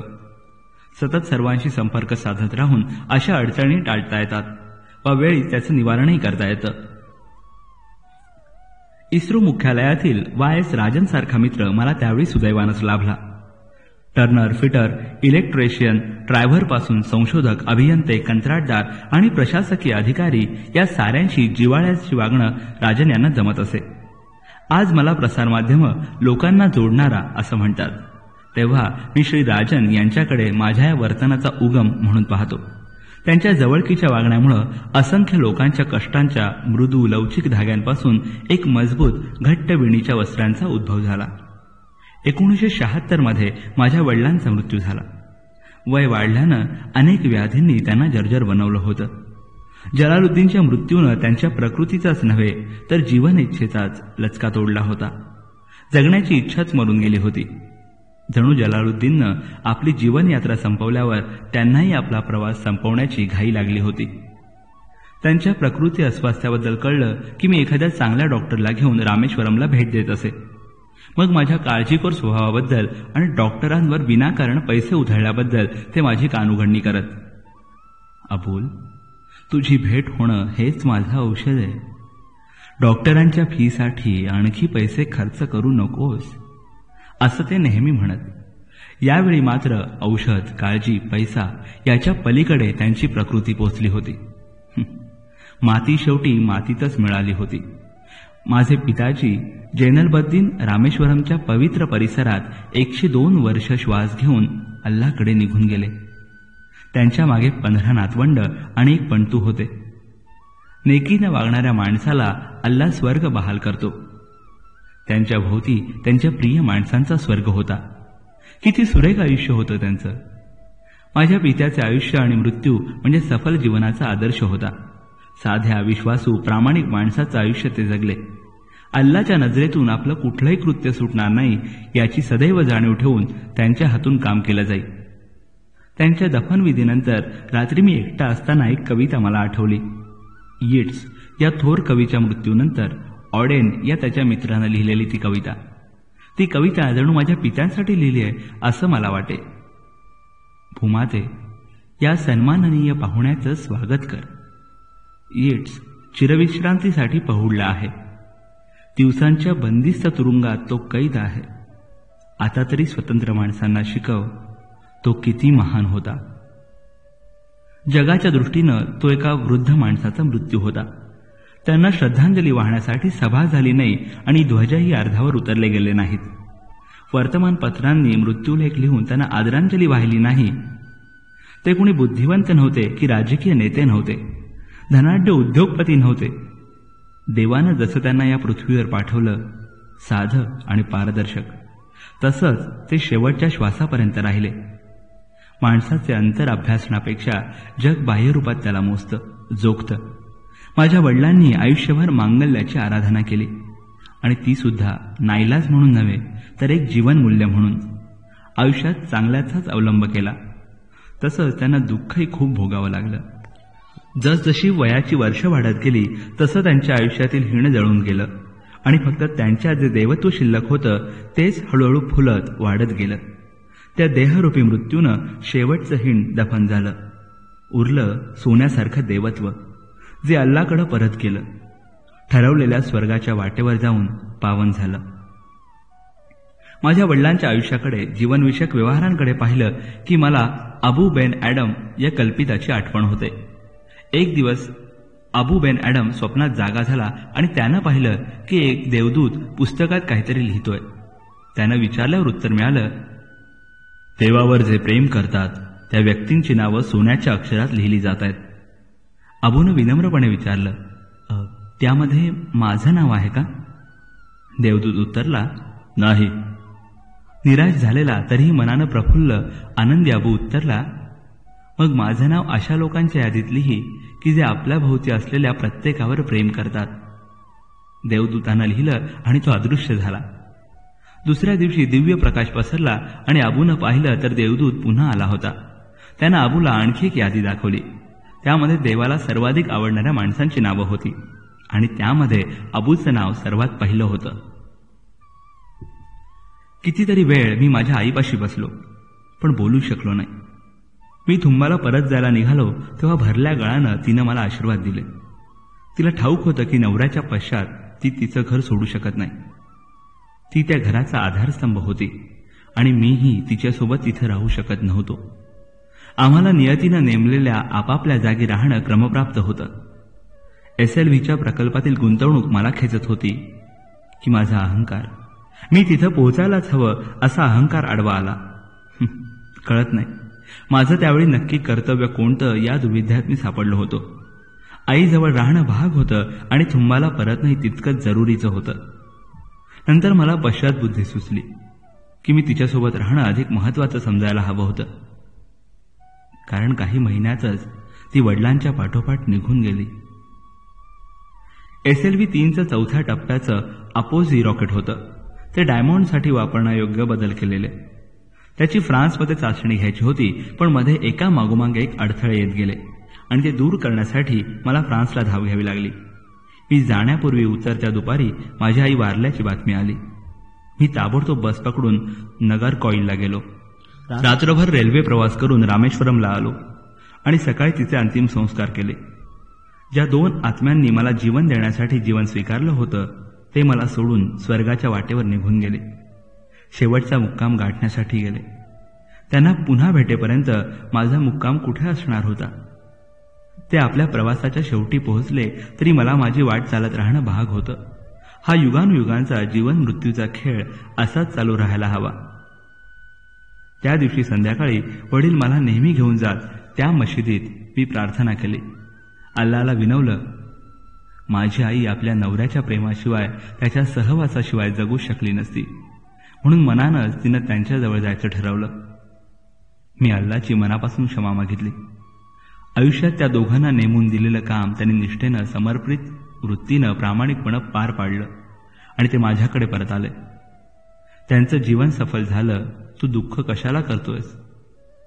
तुझ्यासाठी मी जे काम योजलं आहे ते तशाच भावना मनामध्ये बाळगून पूर्ण कर. त्यामध्ये तुला माझं अस्तित्व सापडेल.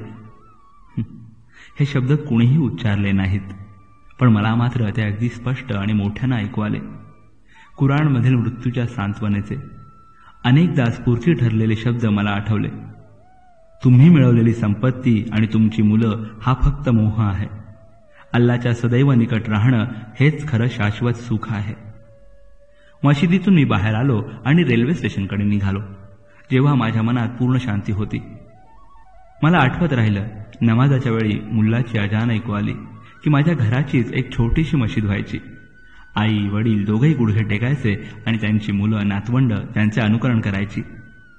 दुसऱ्या दिवशी मी थुंबाला पोचलो तेव्हा शरीरानं दमलो होतो, भावनिकदृष्ट्या उद्ध्वस्त झालो होतो, पण माझ्या ध्येयाबद्दल निश्चयी होतो. भारतीय बनावटीची रॉकेट मोटार परदेशी भूमीवर आम्ही उडवून दाखवू. फ्रान्सला SLV 3च्या अपोजी मोटरच्या चाचण्या यशस्वीरीतीनं पूर्ण करून आलो आणि डॉक्टर ब्रह्मप्रकाशने मला वर्नर व्हॉन ब्राऊन भेट देत असल्याची बातमी दिली. आकाशशास्त्राशी संबंधित प्रत्येकाला वर्नर व्हॉन ब्राऊन ठाऊक आहेत. दुसऱ्या महायुद्धात लंडन बेचिराख करणारी V2 नावाची संहार क्षेपणास्त्र त्यांनी बनवली होती. युद्धाच्या शेवटच्या दिवसात त्यांना दोस्त राष्ट्रांनी पकडलं. त्यांच्या बुद्धिमत्तेचा गौरव करण्यासाठी नासाच्या अवकाश संशोधन कार्यक्रमाच्या उच्च पदावर त्यांची नेमणूक झाली. अमेरिकन सैन्य दलासाठी काम करताना त्यांनी ज्युपिटर या क्षेपणास्त्राची निर्मिती केली. 3000 किलोमीटरचा पल्ला गाठू शकणारं IRBM या प्रकारात मोडणारं ते पहिलं क्षेपणास्त्र होतं. माझ्या विषयातल्या त्या गुरुतुल्य व्यक्तीला मद्रास विमानतळावर आणायला मी जायचं असं डॉक्टर ब्रह्मप्रकाशने विचारताच मी आनंदानं फुलून गेलो. नाहीसं करणारं शस्त्र या जर्मन शब्दाचे लघुरूप म्हणून V2 असं नाव या क्षेपणास्त्राला दिलं गेलं. रॉकेट्स आणि क्षेपणास्त्राच्या क्षेत्रात V2 ची निर्मिती हा एक मैलाचा दगड मानला जातो. किंबहुना ती या क्षेत्रातली सर्वात महत्वाची घटना आहे. VFR या 1920च्या सुमारास स्थापन झालेल्या संस्थेतर्फे व्हॉन ब्राऊन आणि त्यांच्या समेत काम करणाऱ्या कल्पक सहकाऱ्यांनी अथक परिश्रमाच्या जोरावर त्याची निर्मिती केली. संशोधन म्हणून सुरू केलेले हे प्रयत्न लवकरच लष्कराच्या अखत्यारीत गेले आणि व्हॉन ब्राऊन हे तंत्रज्ञानविषयक अधिष्ठाता म्हणून जर्मन मिसाईल लॅबोरेटरी या कुसमसडॉर्फ येथील संस्थेत नेमले गेले. जून 1942 मध्ये V2 क्षेपणास्त्राची पहिली चाचणी घेतली गेली. त्यावेळी ते एका बाजूला कलले आणि त्याचा स्फोट झाला. पण 16 ऑगस्ट 1942ला ते यशस्वी झालं. स्वनातीत वेगाने म्हणजेच ध्वनीपेक्षा अधिक वेगाने उडणारं ते पहिलं क्षेपणास्त्र होतं. व्हॉन ब्राऊन यांच्या मार्गदर्शनाखाली नॉर्थहाउझेन येथील जमिनीखालच्या प्रचंड विस्ताराच्या कारखान्यात एप्रिल ते ऑक्टोबर 1944 या अल्प कालावधीत 10,000 V2 क्षेपणास्त्र बनवली गेली. इतक्या कर्तृत्वान व्यक्तीबरोबर काही काळ व्यतीत करायचं भाग्य मला मिळणार होतं. संशोधक, डिझायनर, प्रकल्प अभियंता, प्रशासक आणि कुशल तंत्रज्ञ या सर्व गुणधर्मांचा एकत्रित वास असलेले व्हॉन ब्राऊन यांना मी भेटणार यापेक्षा अधिक मला काय हवं होतं. मद्रास ते त्रिवेंद्रम हा 90 मिनिटांचा विमान प्रवास आम्ही छोट्या अवेरो विमानातून पूर्ण केला. माझ्या कामाबद्दल त्यांनी अनेक बारीक सारीक प्रश्न विचारले. अवकाशशास्त्राचा विद्यार्थी जसं ऐकून घेईल तसं माझं बोलणं ऐकून घेतलं. आधुनिक अवकाशशास्त्राचे पितामह इतके नम्र, उत्सुक आणि स्फूर्तिदायक असतील अशी मला अजिबात पूर्वकल्पना नव्हती. क्षेपणास्त्राच्या क्षेत्रातील एका उत्तुंग माणसाशी मी बोलत आहे असा ताण मला अजिबात जाणवला नाही. क्षेपणास्त्रांची लांबी आणि व्यास यांचा LD गुणक असतो. तो SLV 3 मध्ये आम्ही 22 ठेवला होता. त्यावर ते म्हणाले, थोडा जास्त वाटतोय. अवकाशात उडत असताना त्याच्या स्थितिस्थापकत्वामध्ये काही प्रश्न उभे राहतील. त्याबद्दल विचार करून ठेवा. आयुष्याचा फार मोठा काळ जर्मनीत घालवल्यावर आता अमेरिका कशी काय वाटते असं मी त्यांना प्रश्न विचारला. अपोलो या मानवाला चंद्रावर पाठवलेल्या यानाचे सॅटर्न रॉकेट त्यांच्या कष्टाचं फळ होतं. त्यामुळे अमेरिकेतही त्यांना मानाचं स्थान प्राप्त झालं होतं. माझा प्रश्न त्यांनी नीट ऐकून घेतला आणि मग उत्तर दिलं, अमेरिका हा अनेक संभाव्य संधींचा देश आहे. खूप काही करू मिळवू शकेल असं प्रत्येक अमेरिकेतर बाबींकडे ते संशयाने अनादराने पाहतात. मला तर वाटतं त्यांच्या अंतरंगात एक प्रकारचा गंड आहे. NH not invented here. आपल्या देशात हे शोध मूलतः लागलेले नाहीत असा गंड त्यांच्या मनात सतत जागा आहे. परदेशी तंत्रज्ञानाकडे ते तुच्छतेने पाहतात. पण तुम्हाला या क्षेत्रात जे साध्य करायचे आहे ते तुम्ही स्वतंत्रपणे करावं असाच माझा तुम्हाला सल्ला राहील. SLV 3 हे पूर्णतया भारतीय बनावटींचं डिझाईन आहे. तुमच्या समोर स्वतःच्या अशा समस्या असतील, पण एक लक्षात असू द्या, आपण जेव्हा उत्तुंग यश मिळवतो तेव्हा त्याच्या पायामध्ये फक्त सफलतेचाच नव्हे तर असफल प्रयत्नांचाही ओघाने रॉकेटच्या विकासासाठी कराव्या लागणाऱ्या कठोर श्रमांबद्दल, बांधिलकींबद्दल मी बोललो. तेव्हा हसून प्रत्युत्तर देताना त्यांच्या नजरेमध्ये मिश्किल झाक होती. रॉकेट शास्त्रात फक्त परिश्रम पुरेसे नाहीत. संशोधन हे काही खेळाचं मैदान नव्हे जिथे परिश्रम तुम्हाला गौरव मिळवून देतात.